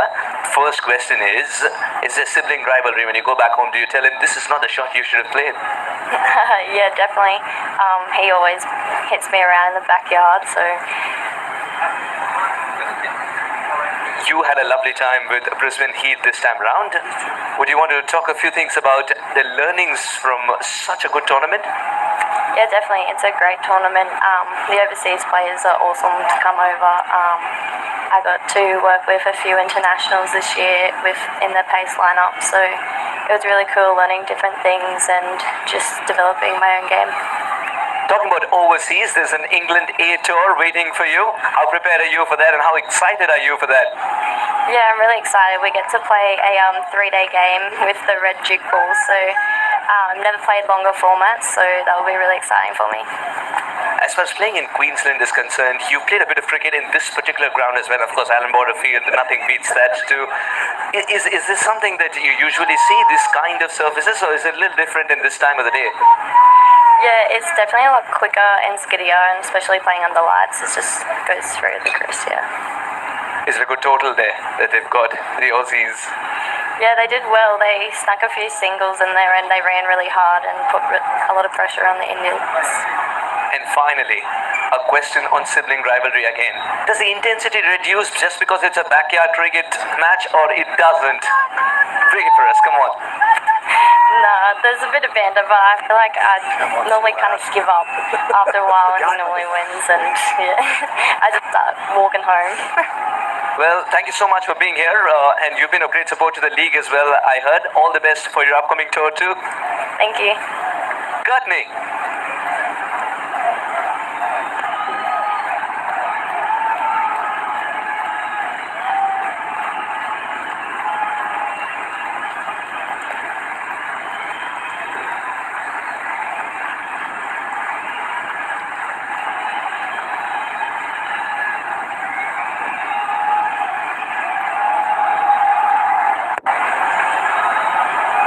The Indian innings is underway. Thank you, Sue Hart, for a great job out on the ground. And we've already seen some early tactics from the Australians. They've started with a slow bowler, opening with Cruz Baker. Haven't used a lot of slow bowlers throughout the tournament, Grant. Dilraj, who batted so well the other night with the Australians, took a long time to get going, used up a lot of balls early, none from 15, and he ended up with 70 not out.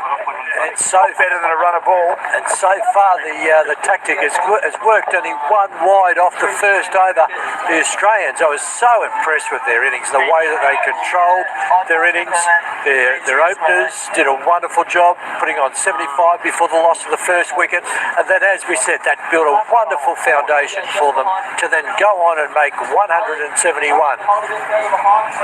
So 172 is the winning total for the Indians. Yes, Hurd 52, D3 out for a duck, Nasser 38, great opening partnership between Hurd and Nasser, Cruz Baker 25, and then the big hitting of Harrison Simple at the end. And Henry Zeech, spoke to him before the game, very happy with the way he's been going, always said he was going to take that catch, that unbelievable catch yesterday where he ran from long off to long on. He said it's mine all the way, and he took the catch. So he'll bowl now to Harsha Aurora. Hasn't had a great time of it with the bat in this tournament. Zeech bowls to him. It's down the leg side, almost taken cleanly by Curtis McAllister. Now, did he get any pad? Yes, that was the leg by. So just flicked the pad going down leg. So no wide. But the pressure on both teams. This is the final. This is the final of the inaugural competition, Aussie Cricket League Under-19 final. Australian Kangaroos versus the Indian Tigers. A lot of pride on the line for both countries. Slow burn, the Kangaroos have got better the longer the tournament's gone on. First night their batting wasn't great, their bowling terrific. Second night their fielding and bowling in the back 10 against the Indians a bit disappointing. Yesterday they got it completely right, as that ball is inside the channel wide of the off stump, and Dilraj again has a look, not interested. Bustling in here, Henry Zeech.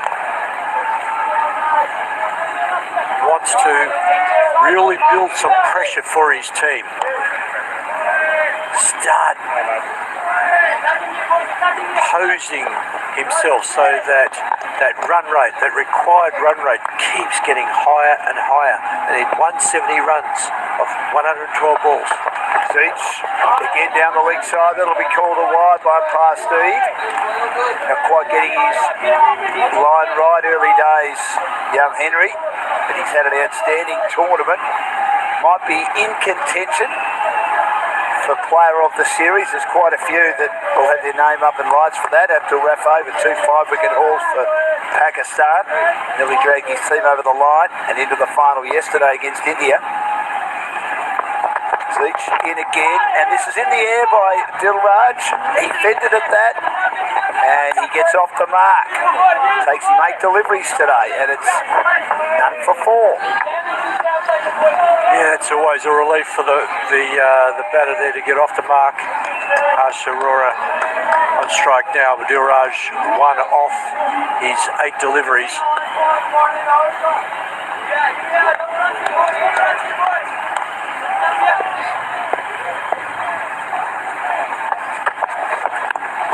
This is a good delivery that is short of a length, and Harsha Aurora didn't play that all that confidently or comfortably. And length is just so important. He hit that magic length there. Not over pitch, not short enough to actually do that rock back and pull shot. So length is just going to be so important. There's more movement in the wicket tonight than there has been all tournament. Zeech again short and wide, and it is called a no ball, and it's a free hit. So a little bit all over the place, Henry.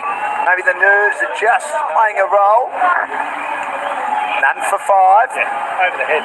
Yeah, look, in a final, it is always possible that you just try that a little bit too hard, and at the moment Henry is just losing his radar a little bit.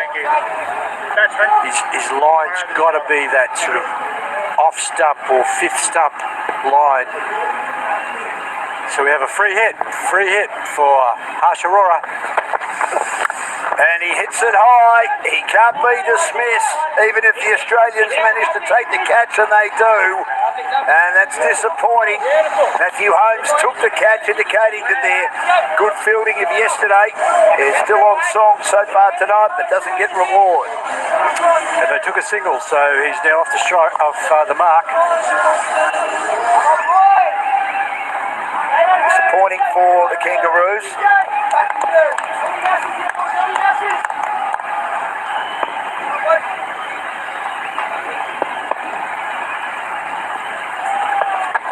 Dilraj ready for him again, gets a short of a length ball that he fends down to the charging Ali Nassar, and point, there's no run. And that was a really nice finish by Henry Seach then. Really good line and length. Dilraj couldn't do anything with that, and that's the type of pressure bowling that is required even when you're defending a total of in the 170s, which is obviously a very good total. It's actually the biggest total so far, Dan, of the tournament. By 9 runs, India made 162 and they batted first in the opening day, the opening match against the Lincoln Lions. As I say, 162 in Australia with 171 tonight. So great effort considering the rain early days. It didn't affect them too much. They've been magnificent, and Cruz Baker will now bowl his second over. Only one wide in his first over, so let's see if he can go back-to-back here with another good over. Doing a Greg Matthews bowling with the cap. And he opens the blade, plays at the point. Ali Nassar is there, skidding all over the turf, but they make it through for a run. So these are going to be little sliders, and well supported there by his field, keeping the pressure on the Indian batters. Knocks into the onside, Dilraj. Both batters are now on 2. So he's just going to be looking for this one line, one length. Come on, lads. Sliding on, making the batter do all the work.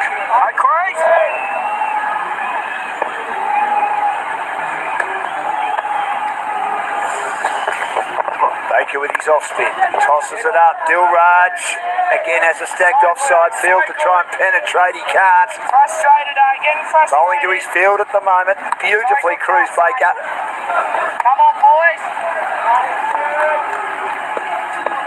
Getting through his overs quickly too.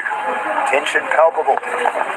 Cruz Baker in again, takes the outside edge of Dilraj's bat, and they managed to get a run. And Curtis McAllister's whipped the bowls off. I'm not sure that he's made his ground though. So maybe they haven't got a run, Harsh Aurora. The Australians are pretty happy about that. I don't think he's even referred this. I think that he's just given this out on the field up by Simon. Let's have a look at it. Oh, did he have his bat in the air? Oh. The one issue is Pinder Singer's covered our look at it. I think he might just be home. Yeah, I think he's just made it too. Bales are coming off now. Just over the line, so, I reckon. Yeah.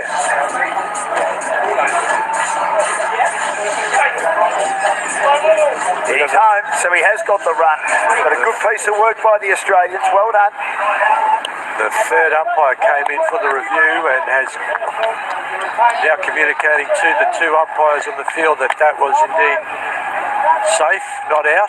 All good, lads? Got a great piece of fielding. Get another one, And I'm very impressed with McAllister. They're very quick to whip the bails off then.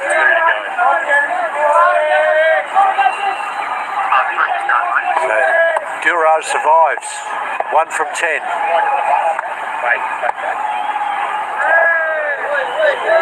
Excellent over. This has been by Cruz Baker.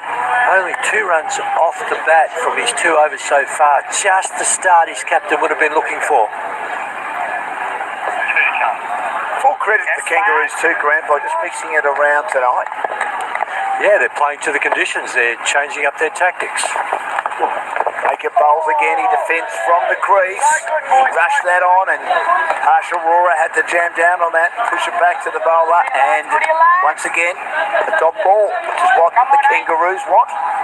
When you think about it, they won the toss and decided to bat, so that means that they were able to post the score and then now apply pressure to the Indian Tigers. Now he hits this in the air. Is it going to land safely? It does. Zeech will come back and do the fielding, but too late, I think. McAllister has whipped the bails off, and he has said, he shouldn't have said anything, but I think he said something to Harsha Aurora. Don't think you're safe this time, or words to that effect. There's never two in that. He was well short of his ground. Even the big dive wasn't going to be enough to save him there. He got a top edge. It flew away. He's a terrific fielder, Henry Zeech. We've seen that. It was a great return. Harsha Aurora knew he had to get on his bike. He was running for his life, but he was never going to make that second run. You're right, Grant. And they're now 1 for 9. And that's the pressure. I'm going to put that wicket down to the pressure that Cruz Baker has been able to place on the Indian team. Look, he wasn't even in the frame, Dan. These are these critical moments that happen in a final. He'll be so disappointed when he picks himself off and takes himself back to his team. What would you say to Curtis McAllister? If they win the title, he who laughs loudest, you don't say anything, or should you say something to him? Because he said something clearly to Harsha Aurora after he survived the previous run out. I'll be honest with you, Dan, I don't think we need that. No, I agree with you. Zeech starts a new over and goes down the leg side, and the umpire has indicated that brushed the thigh pad on the way through, so it's not given as a leg side wide. Yeah, we want our young players to be playing with a lot of spirit and a lot of heart, but I'm not sure that that's required. 1 for 9 after 3 overs. The run rate required climbing to 9.59. Henry Zeech just hasn't quite got his radar right tonight. This is short, and it's fended down by Dilraj, who again is taking his time. But remember, I've said it a couple of times, 0 off 15 when he anchored the innings. A very impressive innings when they chased down 153 against the Australian Kangaroos to win by 6 balls and 5 wickets on Friday. So he's got too worried yet. He's got the capacity to go deep in the innings. Certainly has. Yeah, he certainly has.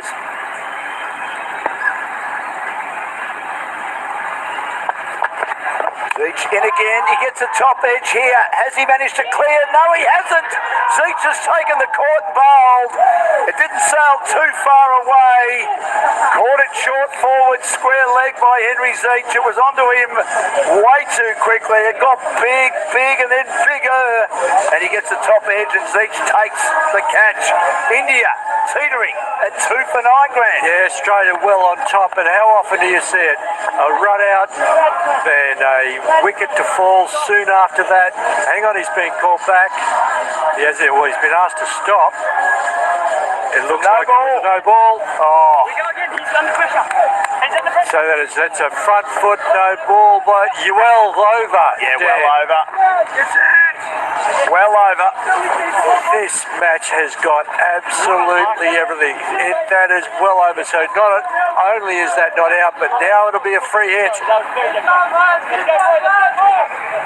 Well, that could turn the game again, couldn't it?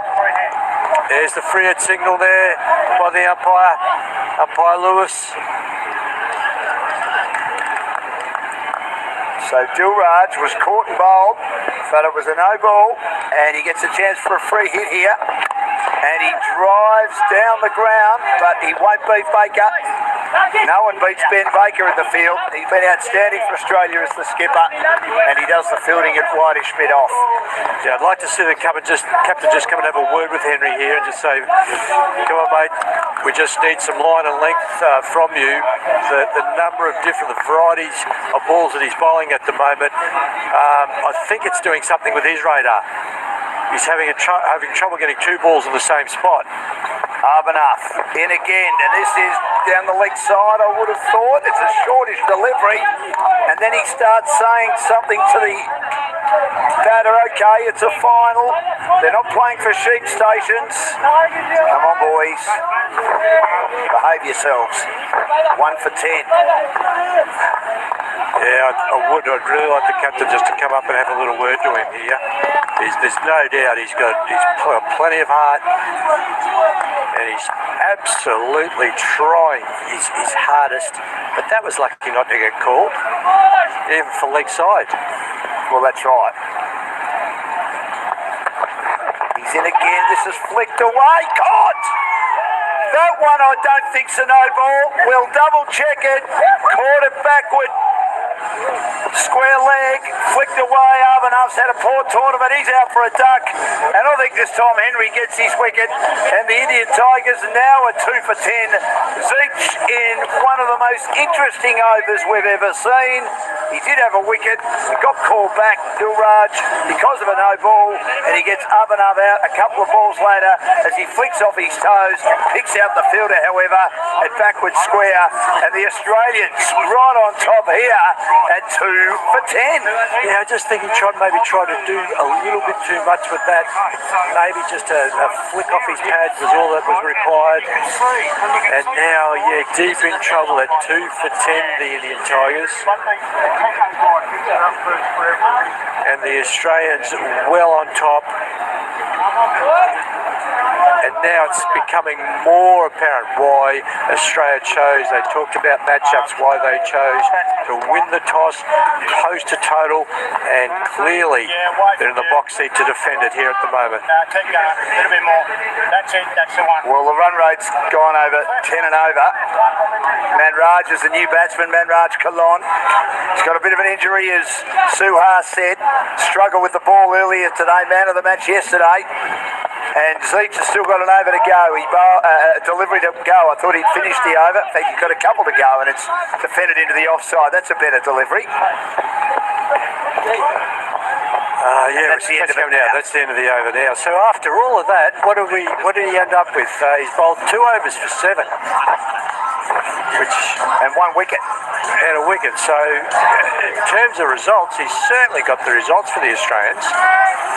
It's just been a real mixed bag, and maybe that's worked in his favour. But if you were to break it down, if you were his bowling coach or if you were his coach, you'd break it down and say it was a little bit all over the place. But then again, he's still got a wicket. He's still got the result, hasn't he? Absolutely. Yeah, no, you're right. It'd be interesting. You know what I'd like to just think when he looks back and sees and see, you know, what am I going to, how do I assess myself on that?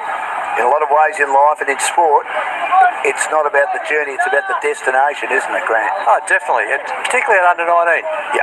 Particularly, what a wonderful opportunity these under 19 players have been given. Most of them have been flown in from all over Australia to come to one of the most beautiful parts of the world at Noosa.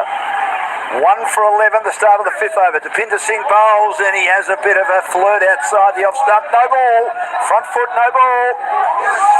It's afflicted Depinder a bit. It's afflicted a few of the bowlers, but Depinder on front foot, no ball, so we get a free hit. And Dan, they're not just, just no balls. They are no balls by a big margin. Yep. That's a real concern, isn't it? Yeah, Cardinals sin in T20 cricket, any cricket for that matter. So he flicks this away, pulls it away behind square, short delivery, and he picks up a boundary and adds insult to injury with the free hit. A boundary to Dilraj. He's been caught off a no ball. But while he's there, I still think they're a massive chance because of his ability to set and make runs. 7 off 18 now. Lovely shot there by Dilraj. A little off cut, starts outside off, but angles beautifully right into the slot there for the right-hander to flick that over square. Pinder in again, bowls and playing it into the point region. And that's a beautiful ball. That can be protected by the offside field. Very difficult to get that away.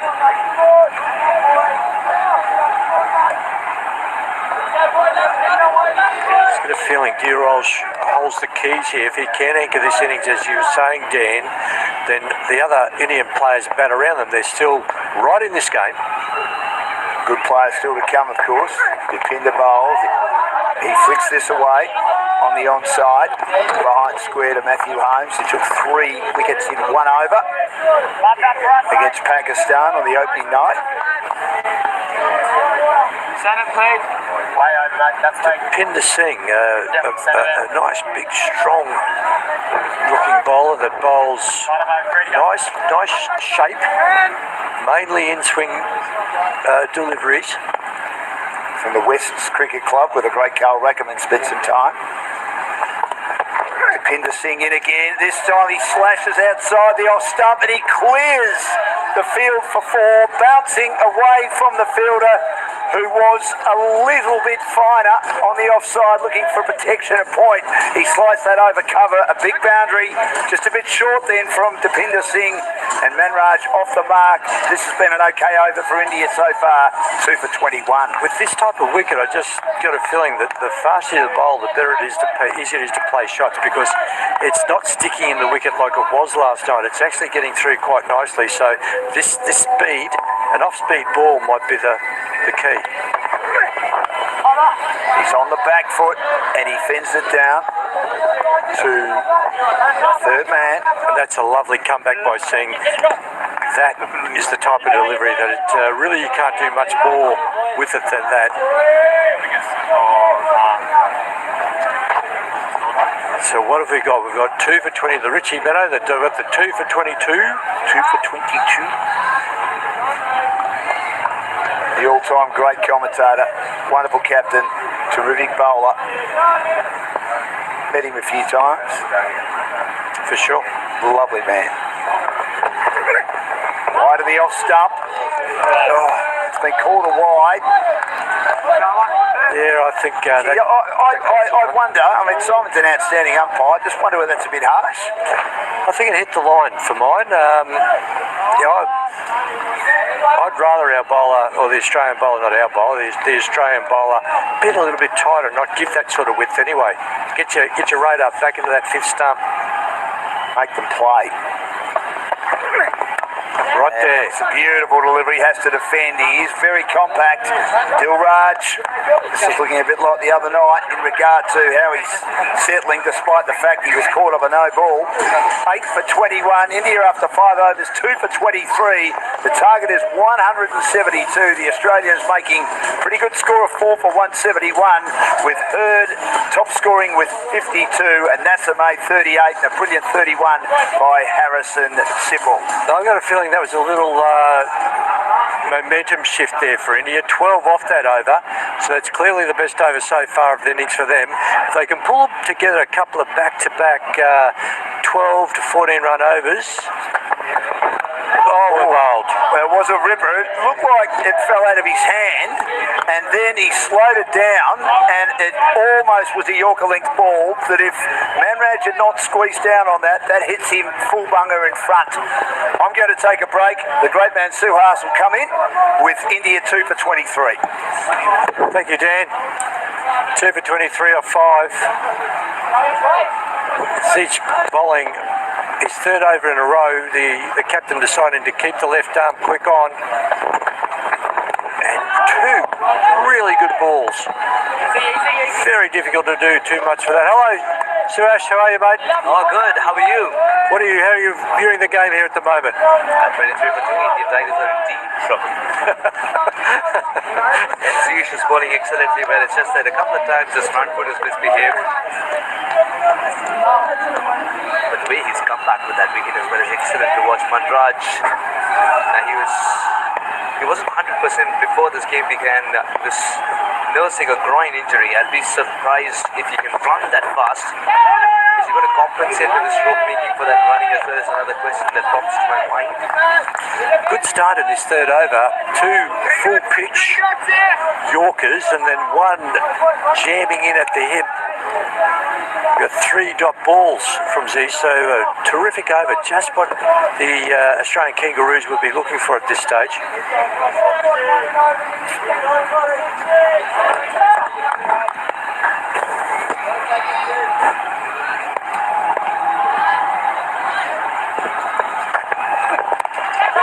In the air and over.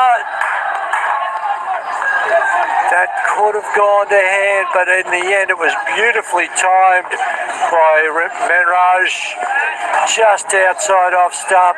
A little punch over cover and down for 4. That's a lovely shot, Menraj. And I can just feel a little shift here for the Indians. Something had to give. 3-dot balls. Much better. Play and miss outside the off stump. He's giving him the stare. He's giving us, the Aussie boys don't need to be doing this. Just let your actions do the talking, boys. The problem is their actions, especially the ball in hand. It is doing the talking. Yeah, it's a bit of both at the moment, isn't it? Shit happens. But the matters of the Indian is not understanding the dialect. Do most of the boys, a lot of them might be speaking English, is that right? No, the talking that the English boys are doing, that the Australians are doing with the ball in hand. Oh, It's gotcha. that dialect that they are able to understand. I'm with you. And a good finish. So only 4 runs off that over, and that was a much more controlled over. I don't know about the lip reading there, but the stare is a universal language.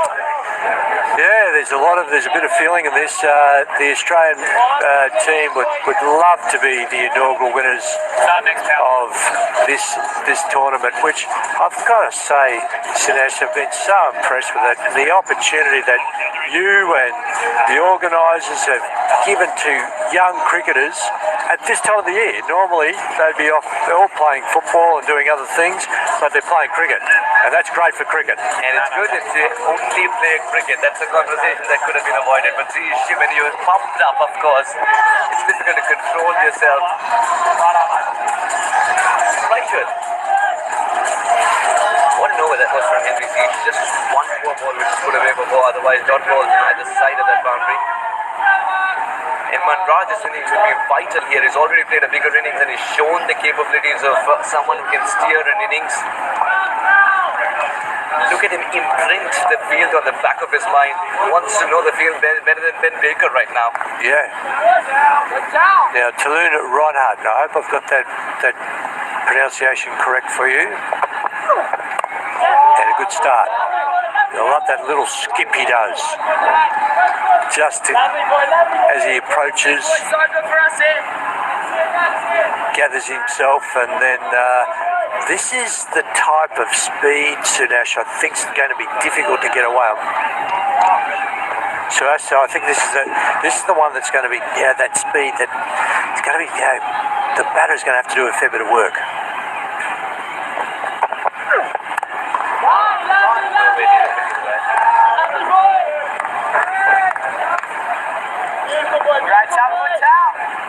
Just down for a single, down to long on.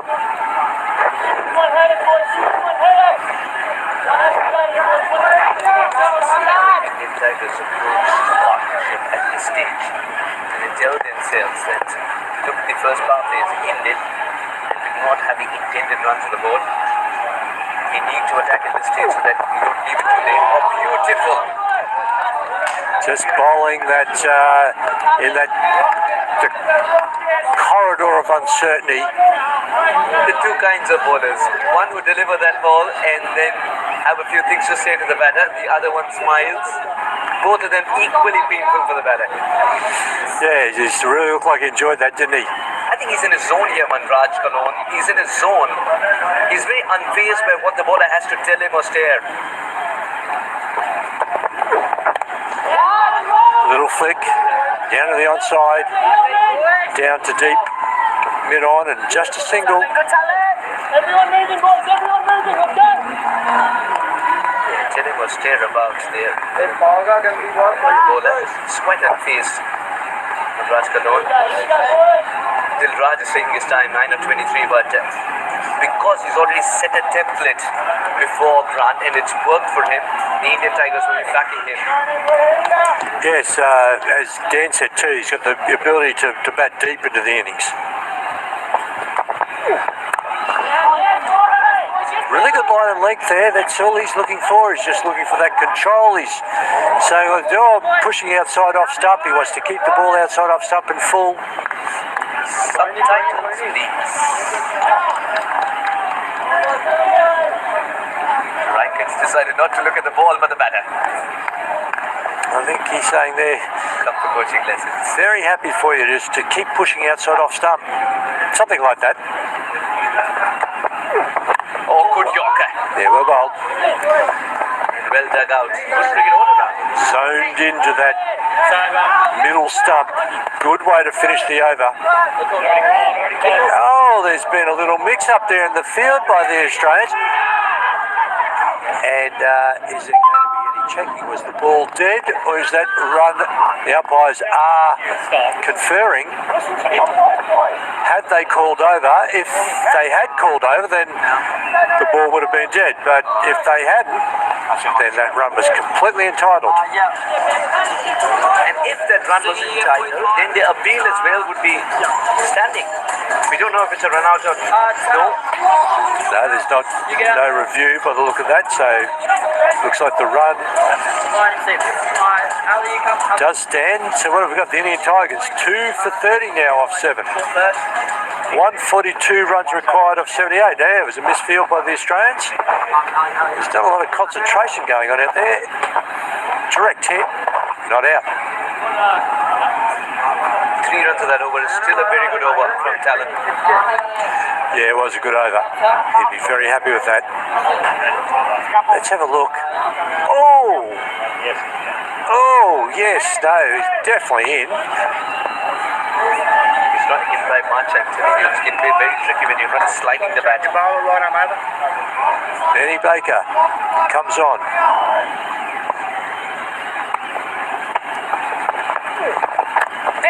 And he'll be looking just to keep control. Great fielding off his own bowling. He's bowling from the southern end. Whole lot of pressure on him, mate. Striking at 40, yeah. Striking at 40. Not good enough. Come on, boys. Plenty of energy. There's plenty of talk by the Australians. And I don't have a problem with that if it's to keep each other going and keeping the energy going in within your team. What? Also says that here too. One bowler here, if not more, because the requirements are being climbed up to 11. Yeah. Even too late, even the wickets in hand can get deeper, can get more troublesome. I agree, sir. So that's it. I think these guys should be saying, look, I'm going to anchor this innings and see it through. You go.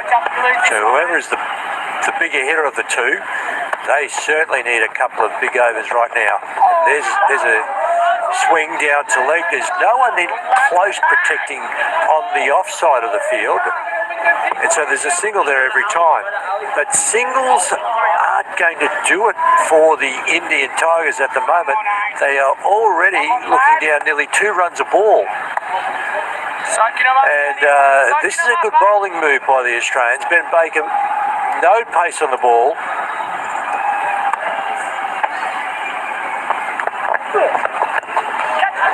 Picked it up nicely, but the Oh, that's a catch. Straight down his throat.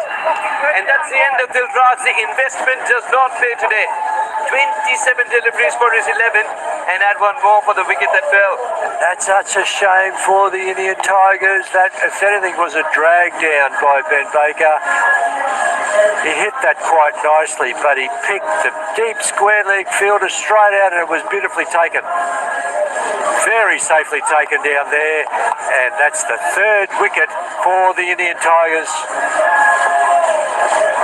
I think the manner in which he's got out, it looked so innocuous in the replay. That's meaning a little more to Dilraj. You know, game awareness, field awareness. If there's a man at deep mid wicket, that's when you actually have to either hit it, well, ideally over his head for 6. But if you're not confident of doing that, they're the balls that need to go along the ground to the outfield.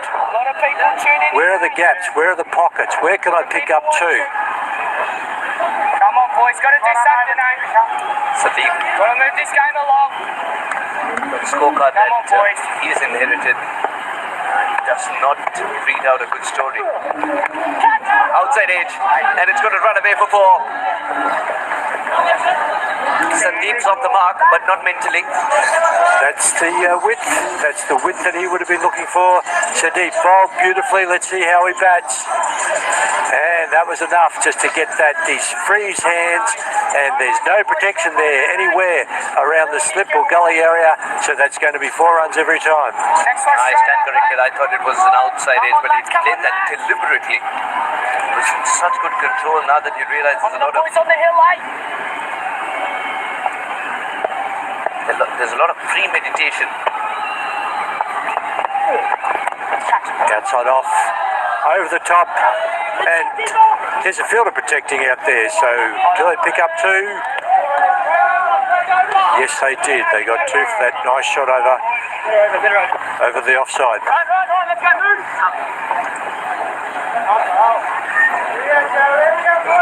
Ada was gone, 37 for 3. And to take a single of the last ball. Only a single, okay.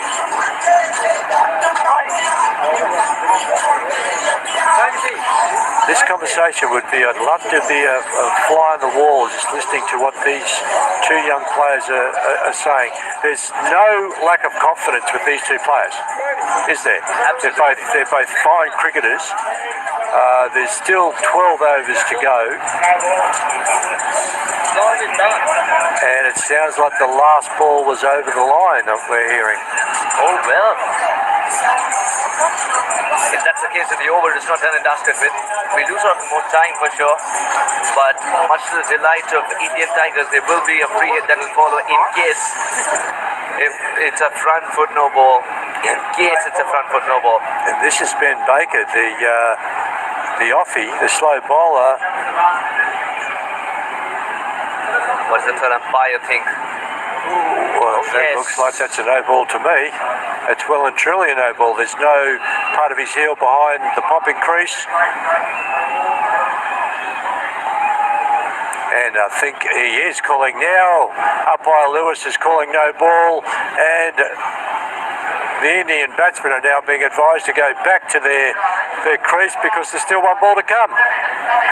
So I think that's at least the 3rd no ball by the Australians. So lacking a little bit of discipline there. The last thing they want to be doing is giving away no balls. Free hit. And that's clearly a no ball.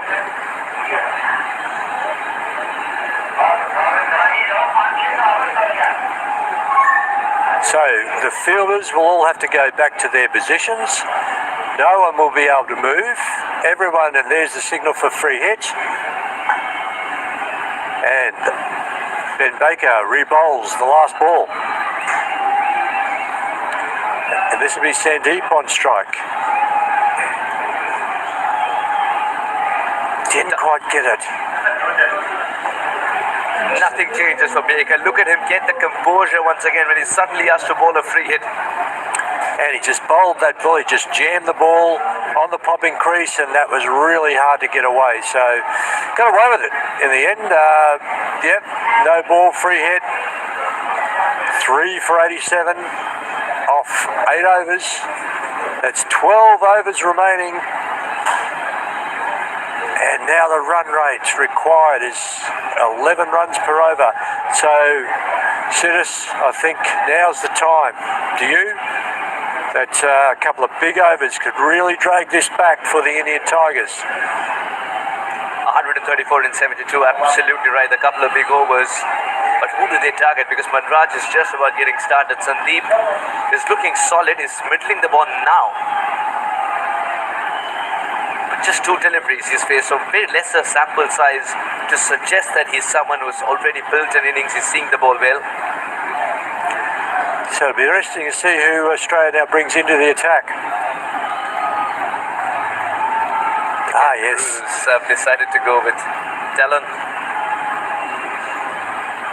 So it'll be interesting. The captain has bowled his bowlers in small spells.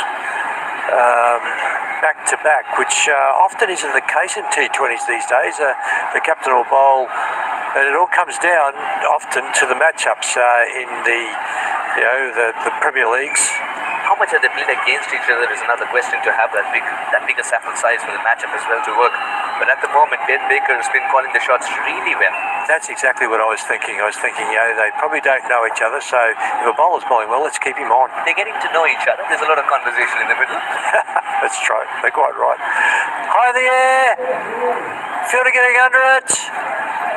That's a good catch. Very, very good catch going back.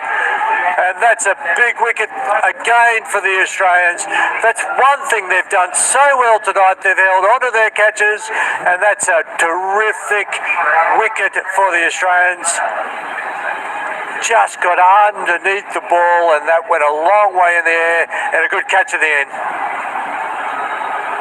Oh, terrific catch. Never lost sight of the ball. And it's Talon who has the last laugh. Cornering the batter into a position where he had to attack. Doesn't get it from the middle of the bat. Finds himself back in the heart. It's a very good catch indeed to dismiss Manraj. 38 for 3, the Indian Tigers. And this brings... Now with that wicket, 38 for 4. 38 for 4. Does this bring the Indian captain to the crease? No, not yet. Ashdeep's the new batsman, and still got the captain to come, Manroop, who's an extremely good player. So there's still batting to come for the Indians, and a couple of big partnerships required now. The current run rate's just under 5, and it's over 11, the run rate required. Ashdeep Singh, the new batter for India, the Indian Tigers. How often do you see the team that's been dominant all tournament, taken all before them, get to a final, and then things change? It's just happens so often. Times, but it's a very different kind of a script for the Australian Kangaroos. If you see, yesterday they were rooting for a team that they're up against right now in the big finale. Exactly right. But that's the beauty of the cricket and the contest itself, isn't it? That's exactly right. And well bowled. Well bowled. Really nice line. And that's very difficult to get away. The Indian Tigers. How ironic would it be for the Tigers to look back and say to the Kangaroos that you were wolf in sheep's clothing? I saw a couple of kangaroos on this beautiful golf course at Noosa on the way. Tell me. Seriously. It's my second tour to Australia. I'm still searching for a kangaroo. If you go and play golf at the Noosa Golf Club, which is not far away, you'll see one for sure. But that will be quite an expensive visit to the kangaroo. Or just go and have a look at the... Push him first up to see me. That's what the Kangaroos are saying. Go and have a look at the golf course, because there are two on one of the fairways, and maybe just used to it. We get used to them. There's the organiser there, Harry, who's done a wonderful job. And his team in the blue suit.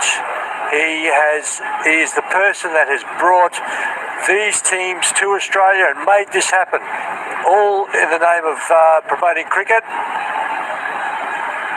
Another, just a little away swing there, and Talon is going very well. I can sense that he's got some really good energy going here. He's feeling confident. The ball's coming out nicely. Oh, beautifully indeed. Look at him give away absolutely nothing. Starts the over with a wicket. And after that 3-dot balls, he's just sticking to his strengths. So Ashdeep, the new batter, doesn't have any time at all really to get his eye in here. Not at all. Every batter who comes in right now is feeling the heat.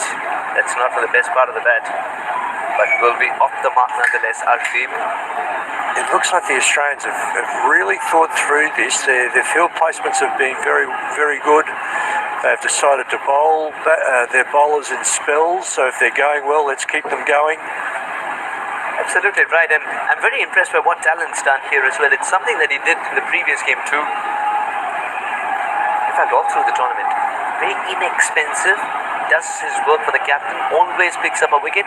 It's Henry from the other end, just keeps it very, very tight while others reap the rewards on the wicket. down leg side. That's a rare loose ball by Talon. He usually is just that line has just been impeccable, and he hasn't tried to do too many variations. He's really just varied his speed, but he's really kept his line consistent, which has meant that he's been difficult to get away, but that one got away from him.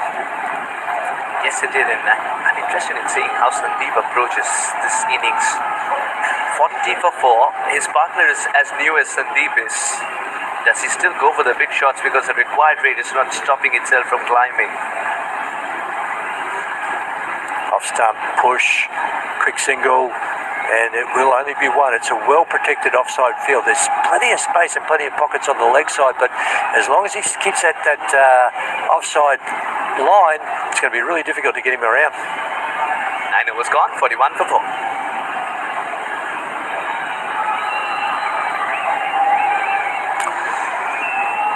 And 41 for 4. The Indian Tigers have had such a wonderful tournament so far. A big win against Pakistan, and they've beaten Australia already in the round robin stages. They beat Sri Lanka, so they've come into this final full of confidence and playing extremely well. On the other hand, we've had the Australian team that have had a slow build into this tournament. They had a good win, a very good win. They had to win in 12 or 13 overs against Sri Lanka even to make it to the final, then hope. That's the thing, they had to win in 13.2, but just like you, perhaps they also thought, if we had to win in 12 or 13 overs, all right, let's win in 11 so that we are absolutely clear of where we want to be. And they did that. Yes. Which was, fine performance, and the openers had a wonderful game in that particular game. What a story it's been for the Kangaroos, isn't it? To win by a margin, to find themselves in the finale, now in a very good position to go on and lift the cup as well. So Matthew Holmes takes up the foul. That's a great effort there. That sort of short gully, the ball flies away. Didn't go at it with very hard, but that should have been taken for the standards that have been set. Maybe saved 4 runs, but would have been a wonderful catch at the same time. Holmes, the new bowler, Matthew Holmes. Matthew Holmes almost picked up a wicket the first ball. Driving down to deepen it off. The outfield's actually not allowing the ball to travel further. We got a lot of rain, didn't we? Sunesh, we did. Sunesh, we got a lot of rain, and it was a very unseasonal type of storm. Not the fact that it rained, but normally we get those at the beginning of summer. So to get hail in Brisbane and a torrential lightning storm here was quite unusual. Outside off, well bowled. Only a single, follows through. That single was not rid of a stutter. They may be lacking a little bit of confidence here at the moment, the Indians, and of course the Australians, they feel like they're well on top, and of course they are. The big support in the field by some very good fielding. They've taken some great catches. Absolutely, and kudos to the coaches as well. The Indian side who've been constantly talking to the youngsters, feeding them the right advice. And what I like about both the coaches, being TB Singh or Sharad Lumba, this time it will be taken. This time it will be taken. Matthew Holmes has challenged the outside edge once again. And the man inside the circle at 45 has not made any mistake this time around. And I think, he's actually moved himself a couple of metres to his left. And so he started a position there that was... made it much easier for him to get there, 2 hands, and what a really good catch. And there's a wicket for Holmes. Well done, Matthew Holmes. To persist with the same line, to persist with the same plan, and get a result of this kind, you got to tip your hat to Matthew Holmes. Indian Tigers are served 44 for 5. Their required rate climbing to 12. Here's the Indian captain, and I believe personally this Medrup has got first-class cricket written all over him. He's going to be a first-class cricketer. He's such a good player. Let's see how he goes with his... Obviously, he's under a lot of pressure. It's always surprised me that he bats so low. I asked that last night. That's a skill, actually. The It's the way he comes in and finishes games off, but today he's got to build the platform so that he can provide the finishing touches later on if required. Grant, I have one concern though. It's a very good delivery, of course. I have one concern though, and that is the games have come very thick and fast in this tournament. Manroop's been captaining the side and also bailing them out of difficult situations. It might take a mental toll on him. Does he have it in him to remind himself that it's one last hurdle? Soon as you make a really good point, like he was so calm and controlled last night against Pakistan. I just felt tonight he wasn't quite. I just think he might have been a little bit tired because he's been really holding this team together. He's been bowling himself when the tough overs were around. And let's see. But I'm going to hand over now to Dan. Thank you very much.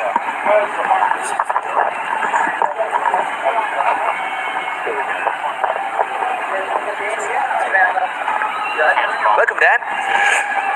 Hello, Suhas. Good to be here, and the Australians right on top, saving their best performance of the tournament for the final. And I think Grant's right. The Indians just look a little bit flat to me, and it's been a long tournament. They've played some great cricket and just not at their best tonight. So far, anyway. At the half their stage, they've lost half their side. 44, it's the boards on the board, and they're requiring 120 plus. Required rates almost touching 13 now, with 128 required in 60 balls this game. If it has to go the distance, then one of these two has to really bat out of his skin. Manroop, I would trust a little more depending on history. But Sandeep is no mug with the bat. Remember that. He's bailed teams out of difficult situations. And the reason I say teams is because he's done that for multiple sides. Not just his academy side. It's going to be fascinating how Manroop goes about this, because they've got to make so many runs. The run rate required, as you can see, is nearly at 13.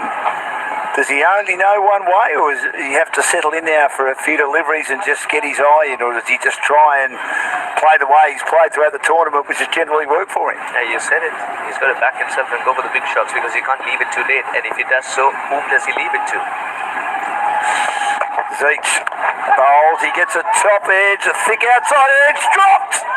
Holmes has dropped a catch he probably should have taken. That would have been a big wicket for the Australians. The Indian Tigers are breathing a sigh of relief, because there's one man who can turn this game around for them, and that is Manroop. That's nowhere near the middle of the bat. That should have been taken 9 out of 10 times. Holmes would have bounced it. But a slippery ball, and he does not take that catch. How much will Manroop make them pay? Henry Zeech is not happy about that effort. He has bowled well again, and this time the blade is opened by Sandeep, and he works it down to third man. Barring that drop catch, if you see, the Wallaroos have been absolutely relentless, and it's such a great attribute to have as a bowling unit. And this is the chance once again. Manroop in no position to play that shot, and he knew immediately he was in trouble. But Holmes, he hasn't subscribed to the book that Ben Baker has written. Should have he waited for the ball to get a bit lower and take it around his mid-trip. Now he swings again. He's gone this time. Richard's taken the catch. It didn't last long. To me, he didn't look that interested. The second time he played that pull shot, he turned his head, and Richard, young talent Richard, has taken a sensational catch. The boy originally from Victoria, who's moved up to the Sunshine Coast with his family, has taken a great catch, and Manroop is out for 1. 6 for 47. Australia can smell this now, Suhas. Yeah, good slower delivery, and the plan works once again. The ball sticking to the surface before it wanting to come to the batter, and this time no mistake made. It's a very good catch. You could sense that Manroop was not in his best form today, and it can happen. I still wonder, is it the mental toll? A brain fade moment. 47 for 6. And he had a look at the pitch too, didn't he, as he walked off, knowing that the ball had probably got stuck in it. There is a bit bit of grass, but it's got winter grass, and it's a new term that I've learned coming here to Australia. The winter grass is what Lachlan, who works on the surface, has said.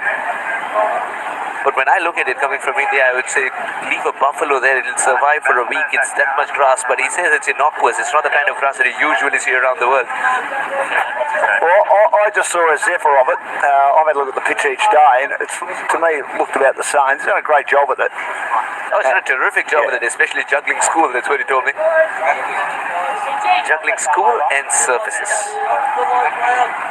The only thing that he wishes for is a little more control on what the sky has to give. Well, not much you can do about it. That's the weather. And generally it's been outstanding. Here's short, and it's pulled away. He didn't have control of it, but it goes over the wicketkeeper's head to the boundary for 4.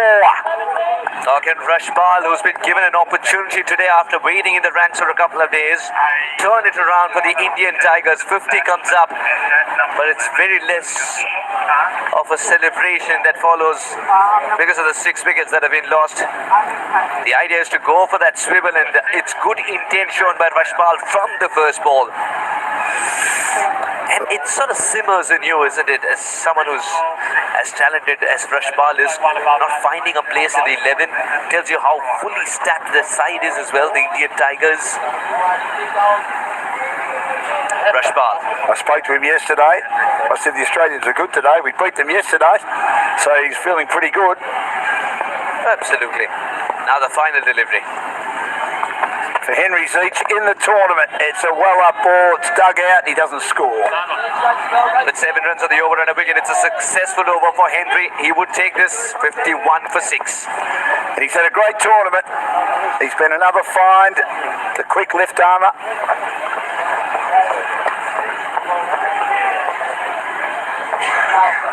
So they need 121 in 54 balls, more than 2 runs a ball. The run rate required climbing unappreciably as far as the Indians are concerned to 13.44. Cruz Baker back in the attack. Suhas. Rashpal, who's been given the license to go for the big shots and play his natural game. Remember, usually bats 3 and sometimes 4 and would run in if you ask him to open. Good ball. Oh, well, there was a bit of a tangle. And Rashpal was in no mood of giving Baker a hug. He was trying his best to reach home. And Baker was in no mood of reciprocating. He's going at it with hard hands, and that's the cause of concern here for Sandeep. He's losing his shape in the process. Well, they can't do anything else. They've just got to go, don't they? They've got to go, but a bit of holding the shape will definitely help for the kind of batter that Sandeep is. Now, this is what happened a couple of balls ago. Rashpal trying to get there, and I think Baker refrained from the throw. I think this is this. If at all you want to mention the spirit of cricket, this might be one such moment. Well, the Australians have been pretty full on tonight, haven't they? They've been pretty excited about the wickets they've taken and the way they've played, and there's been a bit of chirp out there, hasn't there? And that's become the unwritten rule we were discussing, that if you're a keeper these days, you've got to lead the chirp. Well, you do, or take lessons of babysitting in case you want to keep in Australia. Yeah, that was very good what Tim Payne did, and then of course his wife took that memorable photo with her 2 children, the selfie with Richard Payne. It was a ripper, wasn't it? And the fact that he allowed that to happen just indicated there was good spirit and goodwill out there. Such a good over from Cruz Baker. Any over where the Indian Tigers are starved of the boundary balls, it's a good over for the Kangaroos.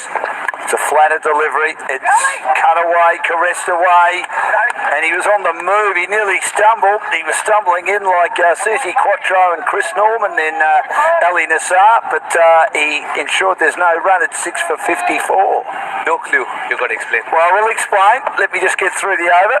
Cruz Baker is quicker than you are. Oh, good ball.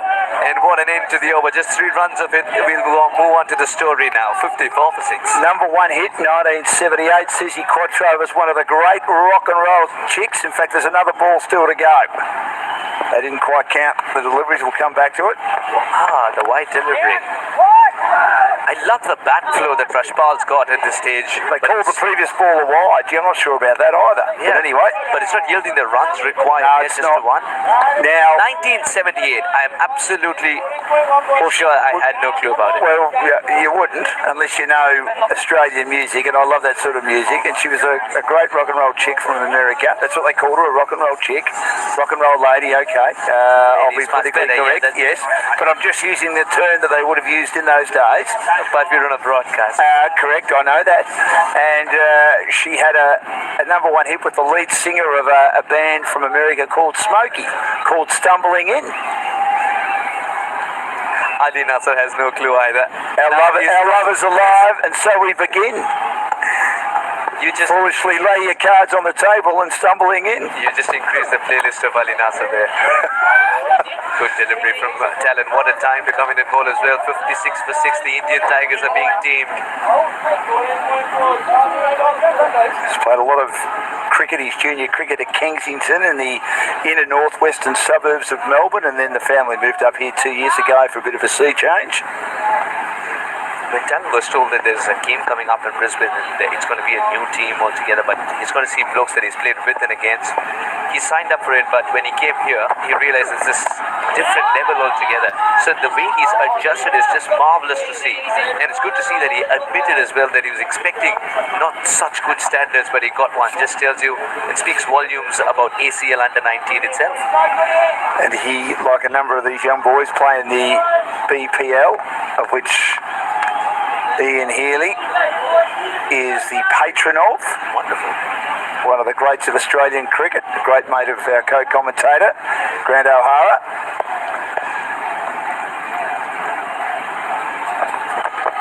Reshit bowls again, top edge. Has he got enough on it? Let's see, the Australian fielding has been good. And unfortunately for McAllister on that occasion, not quite good enough. It went in the air for a long, long time.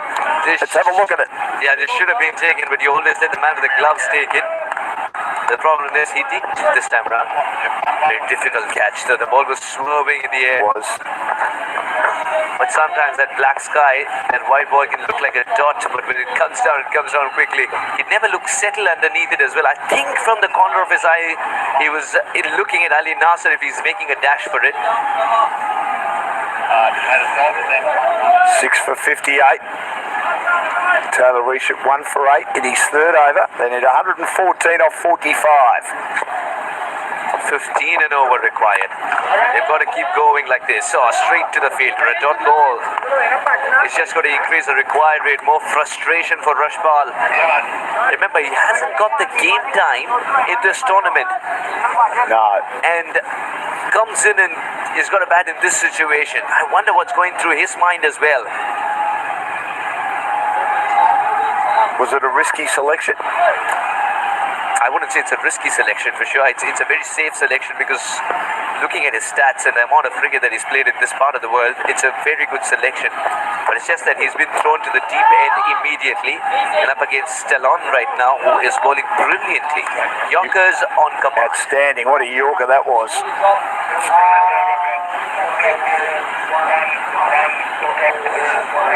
3 runs so far from the over. And it continues to slip away for the Indians. 15 and over means 3 boundary balls every over at least to stay in the game and make a dash for it towards the end. 130 and 43 is only possible if someone bats out of their skin. Reshit bowls against down the leg side. That'll have to be called a wide, will it? That should be. Yeah, it will be, yes. Now with the change in rules, you always wait a little longer for the umpire. I'm wondering whether it could have brushed a pad, could have brushed the pants on the way through. We don't know about the longer run-ups, but the longer follow-throughs are becoming a cause of problems because the closer the bowler gets to the batter, there's something spoken. The hop, skip and the jump from Reshit again. Yorker this. length dug out brilliantly. Well done. Just love this from Talon. Back-to-back good Yorkers. And that shall see the deal in this over. 13 overs gone. 61 for 6. So they've just got to throw caution to the wind. Or What's the conversation between Sandeep and Rashpal? That's the bigger question here. caution to the wind. 111 and 42. Just look at where the wind is blowing and hit towards it. Throw the cricket ball to the wind. 111 and 42. Someone needs to become an Andre Russell here. Cruz Baker. Oh, shot! That's a beautiful shot. He's got underneath that, I reckon. 6. Yes, he did. Yes, he did. Terrific shot indeed. And that was very crisply struck. Baker tossed the ball up, which he can afford to do given the required weight of the Indian Tigers. But the Tiger has accepted. What a shot that is. There is a long on lurking, but it didn't matter. Sometimes Suez is a bit deceptive when it goes so high in the air as to whether it's going to go the distance, but that one certainly did. Oh, that was again hit very, very hard. But the mid-on has been converted to long on and long off as well. Everybody's straight now. Sandeep's asking, why didn't you run the second run? Rashpal saying, that's because I don't think I can cover 22 yards as quickly as you do. Sometimes the problem is that Sandeep gauges everyone by the benchmark that he sets for himself, and those are too high. He's getting going too. Now Rashpal's getting perfect yorkers, Sandeep's getting half bodies. He's done a good job though, Cruz Baker. It was an inspired move by the Australians to open with him with his spin. We hadn't seen him in the tournament till yesterday. I think that was the only criticism of the Australian bowling, that maybe it was a bit too sameish outside each with his left arm quicks, a lot of right arm mediums in the first 2 days. 8 runs in the first 3. Oh, he's taken it as a full toss. This has been hit really hard. And wow, has it hit the wicket. Come on, Ant, come on, Ant. Much needed boundary for India. 12 runs on this over. Sandeep is keeping the Tigers alive, but is he keeping the Tigers in the hunt? Only time will tell. Well, they're under 100 required now, but the run rate is still astronomical required, 15.63. 99 or 38. Long gone, long gone. We'll take it on the bounce. Thought that wasn't a bad shot in the end. It looked like he mistimed it, but I wonder if he deliberately played it like that to take the pace off it so it would land safely. And Sandeep has been someone who's been getting starts but hasn't really pushed on. He was even run out, unfortunately, in one of the games. So he's hungry for runs. And Rashpal with his huge back lift, still not finding a way to get underneath that ball. 9 of 10 for him. 74 for 6. Danny to finishing. Who are you going? 75 for 6 with that single. Diving Baker did well to try and stop that. Good effort. He's been an outstanding fielder. We saw that catch yesterday that he took. It was about to clear the boundary for 6 and he jumped up and knocked it down, and Ali Nasser was there to receive it on the rebound. 14 runs scored in that over, and that's still less than what the required rate is. Probably their best over the innings. This tells you how difficult this is getting for the Indian Tigers. The Kangaroos are on top. Deepinder Singh back in the attack. That should be taken. That didn't sound well. And it's simply taken. If it's going to Ben Baker, you better walk towards the pavilion, because he hasn't dropped a single chance in the entire tournament. Well, that seemed to come onto him quicker than he hoped, quicker than he anticipated, and all he could do was drive it in the air recklessly. And you're right, Baker has got a wonderful pair of hands. There's no other option for Rashpal, but he's got to keep going. That extra bit of bounce from Deepinder Singh has done the trick here. Baker gets a comfortable catch. He makes any catch look comfortable, doesn't he? 75 for 7. So Nilhal Desai hit a couple of boundaries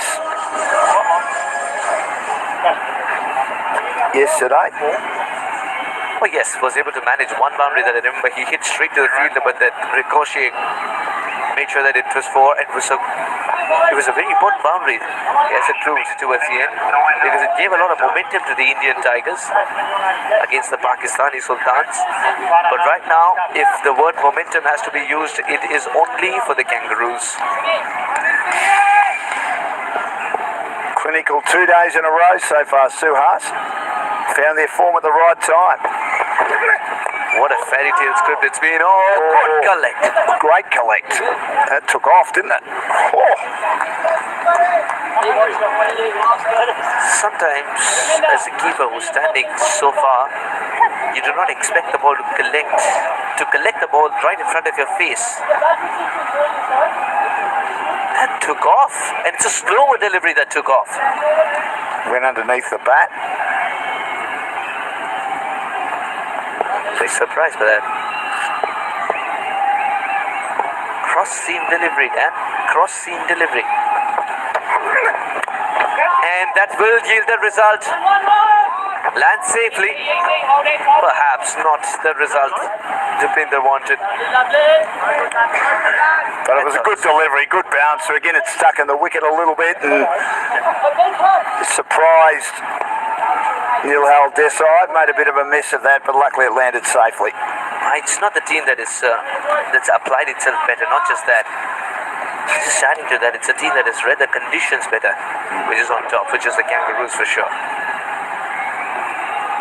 Look at the lengths that they're targeting. That short ball has been troublesome for so many Indian batters. Sandeep has found the gap, but not enough fuel to reach the fence. So 2 more taken.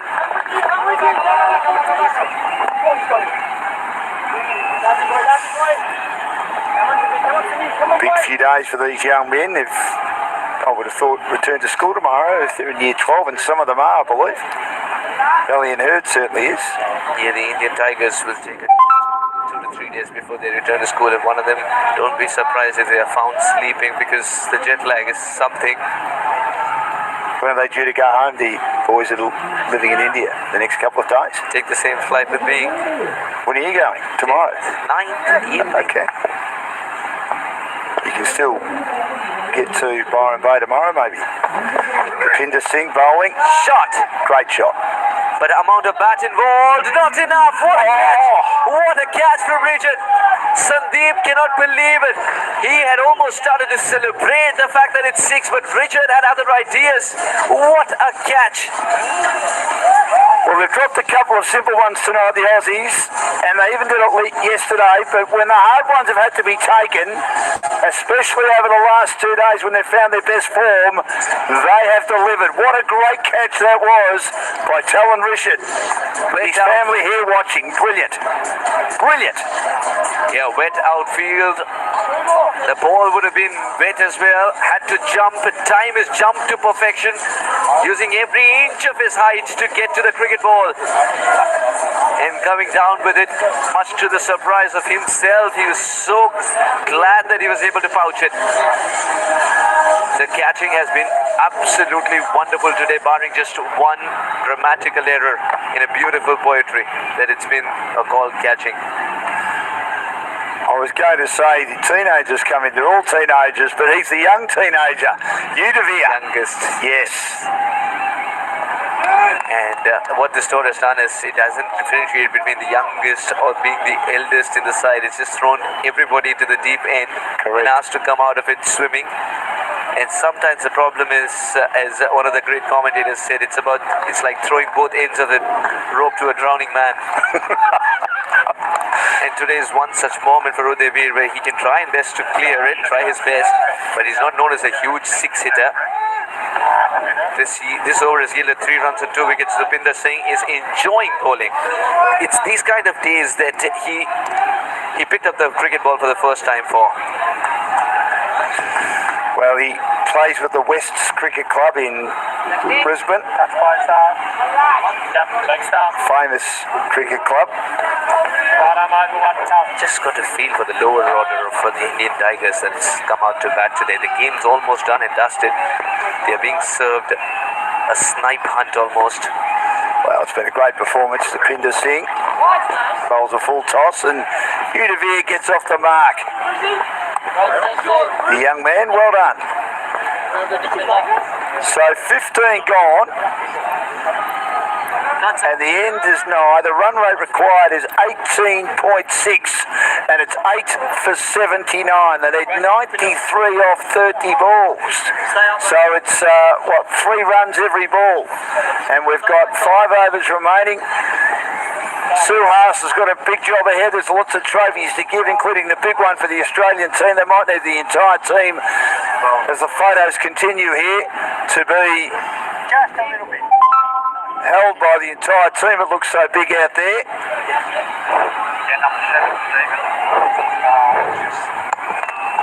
Two very photogenic gentlemen in the background getting their photos taken.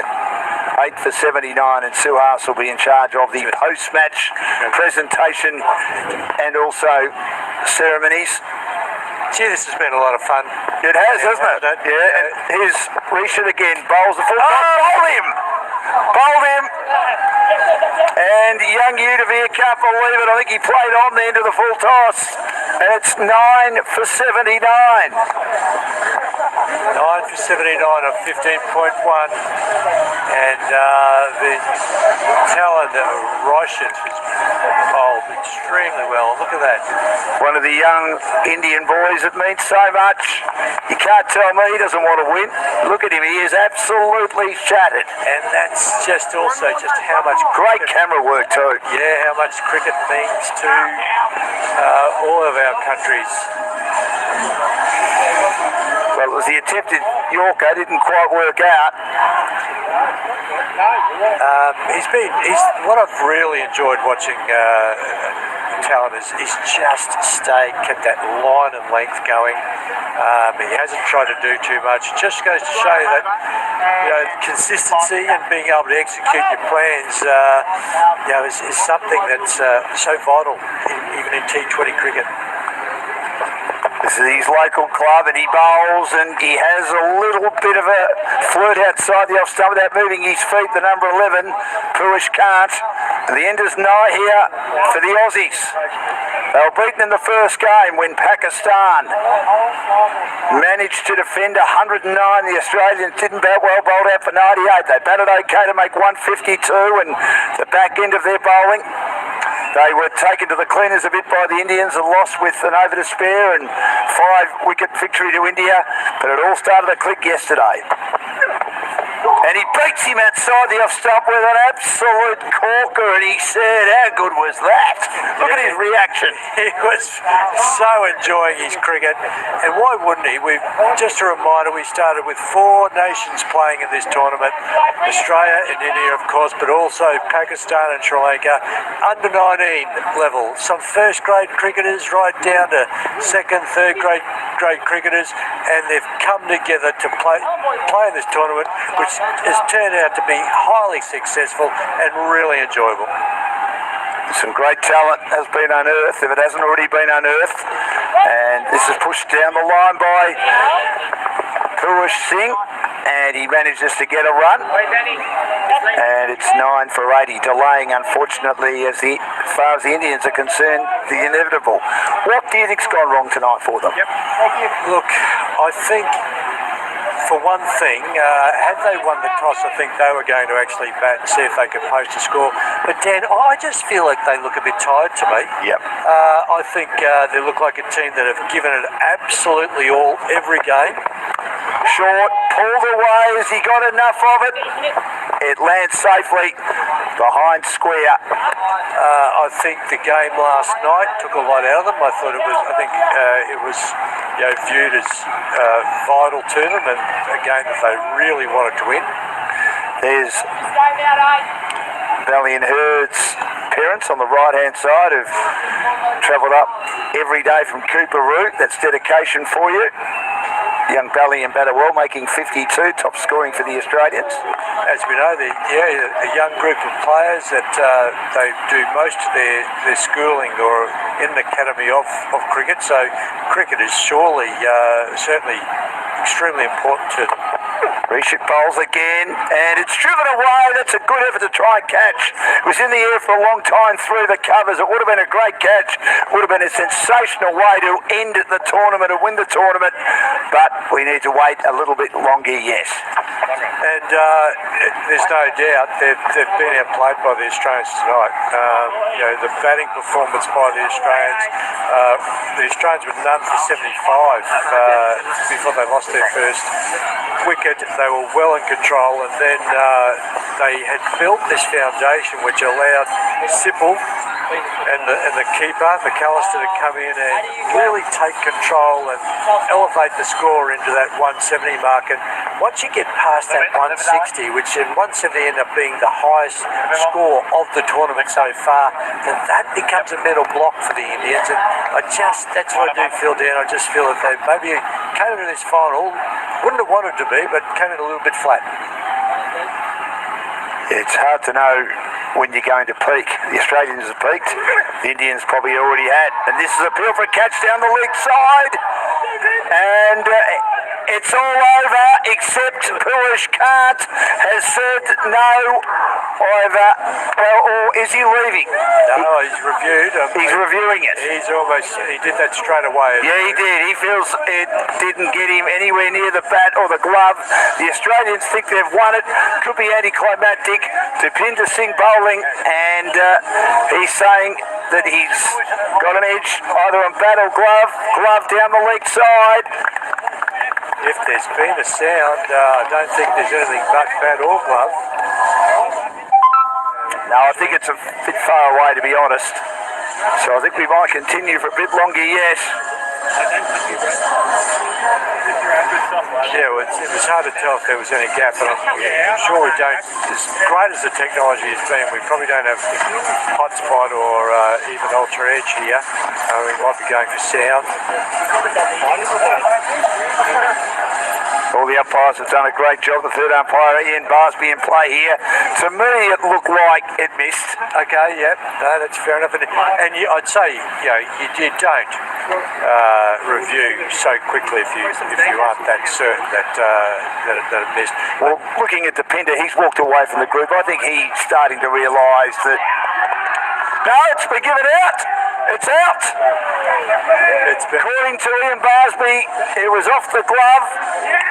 Yes, and that's official. And it's all over. And the Indian Tigers have been beaten, and the Australian Kangaroos have won the inaugural Australian Under-19 ACL Carnival here at Noosa. What a game of cricket it was by the Australian Kangaroos. We thought they were fantastic yesterday. They were absolutely superb today. They've won by 89 runs. And they've won in the 17th over as the Pakistan boys look on. Noted that they look on, a little bit jealously because they would have loved to have been in the final. And now the Indians go on and they look obviously very disappointed. To congratulate the Australians who are absolutely delighted. What a performance. They made 171 and then comfortably dismissed the Indians who battled right throughout for just 82. Yeah, congratulations to the Australian team. It was a culmination of a couple of build-up games and then a really good game last night against Sri Lanka, and then they came into the final with plenty of confidence, but so did India. So from Nathan Reardon, the coach's perspective, and that team that really played really good cricket for the majority, for all of that game. But let's have a look at this Indian team. Taken all before them throughout this tournament. They came into the final undefeated. And Dan, how often do you see it? You win one losing game, happens to be the final, the one you least want to lose. They talk about, wasn't that long a tournament, but they still played a game every day.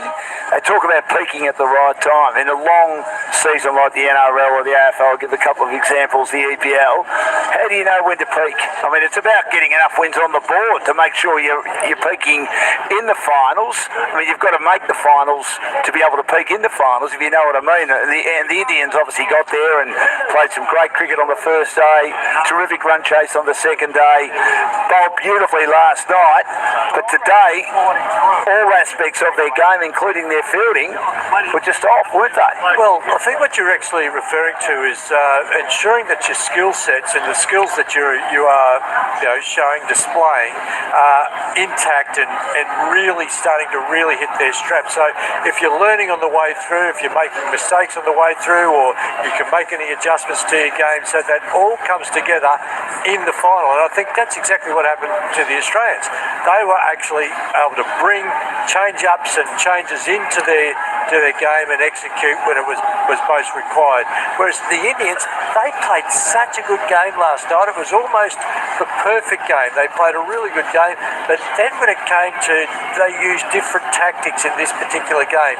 Last night it was all about seam up, seaming, swinging in, swinging away, and tonight it was more about, and I think the rain had something to do with this, they actually adapted to the conditions, but in the end they had to actually change up their game plan. So they're actually executing skills that they haven't really executed throughout, which was that slow bowling into the wicket type of execution. So I think that's actually how it panned out. Well, they started off with Cruz Baker, and they haven't used the spinners that often. I know they used him last night, I know they used Ben Baker, or yesterday, for a couple of overs, but they started with Cruz Baker, which was something a bit different. Henry Zeech, I didn't think bowled brilliantly, but he's still got a couple of wickets. If you look at the batting there, well, Sandeep Nishad top score with 28, and the only others to get double figures, Rashpal Singh, Manraj Kalon, and Dilraj Singh, who was, of course, caught off a no ball early. And while he was there, I always thought they were a massive chance, but once he went out, I just felt that they, except for Manroot, but Manroot just didn't look like it tonight, I thought they were always going to be in trouble. Look at the bowling.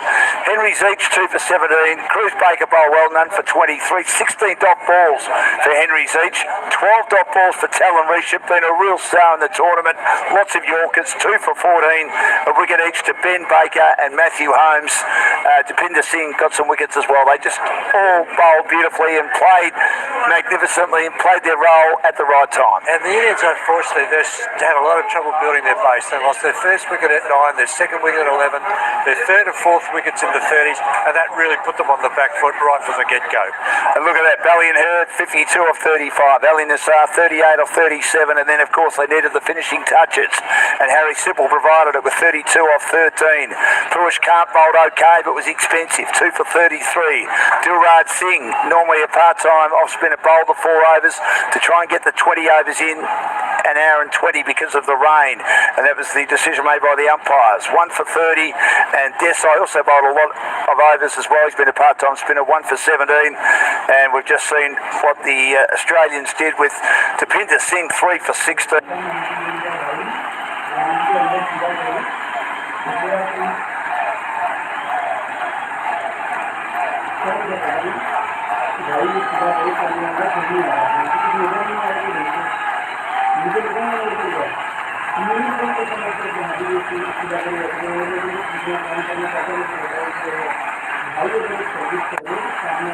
And good evening and welcome to the ACL Under-19 final. We've started a bit late. We have not had rain in Noosa all week, but of course it's the final and we get some rain tonight and we get a typical tropical southeast Queensland thunderstorm, but we're still going to get a game of cricket. The outfield is drying up, remembering of course that it's been dewy when the matches have been played at night, so the players are used to the reasonably wet conditions, so we're ready to go. And the rules are that they've got an hour and 20 to bowl overs. India, if they don't bowl their 20 in an hour and 20, bad luck. The Australians will then bowl the same number of overs at the Indians. Great to have Grant O'Hara right next to me. Grant, that's a great rule. Good evening, Dan. Yeah, great to be with you. How exciting is this? I'm so looking forward to this match-up, this game tonight, the final. Australia versus India. It never gets much better than that in cricket. Fantastic. Australia, on the toss, decided to bat. How do you feel about that? Well, actually, when I think about it, I think I can see why, because India bowled so well defensively last night. So I think Australia want to post a big total and make India chase. Well, hopefully they can. They were outstanding yesterday. They've had their moments in the other 2 matches without putting it all together, but they were brilliant yesterday. I've spoken to a few of the parents, and they're hopeful And Ali Nasser to face the first ball from Sandeep. And it swings away, a little bit of swing as we had last night. Sandy bowled well last night. He bowled beautifully. Bowled beautifully on swingers, and it wasn't so much that Pakistan batted badly. I just think he bowled so well. So this is going to be, they just started talking about matchups. So they think the best matchup like getting on the front foot, getting out there and batting first. So here they are. So Sandeep in again, gives himself room and punches it away to the covers.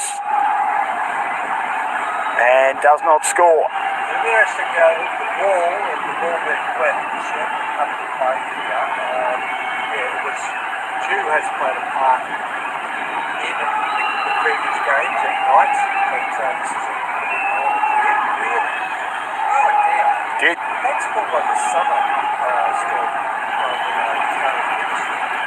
The lightning was a bit of a concern as well. But it's outside the off stump and he attempts to cut. There's as the great Jim Maxwell would say, a wandering split probably between second and third slip in the slips cordon. And he played that away from the body then, Ali Nasser. And Belly and Hurd is opening with him. His parents have been back and forth right throughout the week from Cooperoo. And they've also used it as an opportunity for young Belly and to get his driving hours up as well. But they're loving the fact that he's getting an opportunity. He's at Toombul. He's Grade Cricket Club. Again, he holds that outside the off stump and flirts away Ali Nasser. And Toombul, the home of Matthew Renshaw, the great Jeffrey Robert Thompson. And for a season, one of the great nicknames in cricket, the Wizard, named by Dougie Walters, Ian Davis, the Wizard of Ed. I was going to say, man, I've got one for you. Your memories in cricket are just fantastic. Oh, we mentioned a few names earlier, didn't we? Beaten again.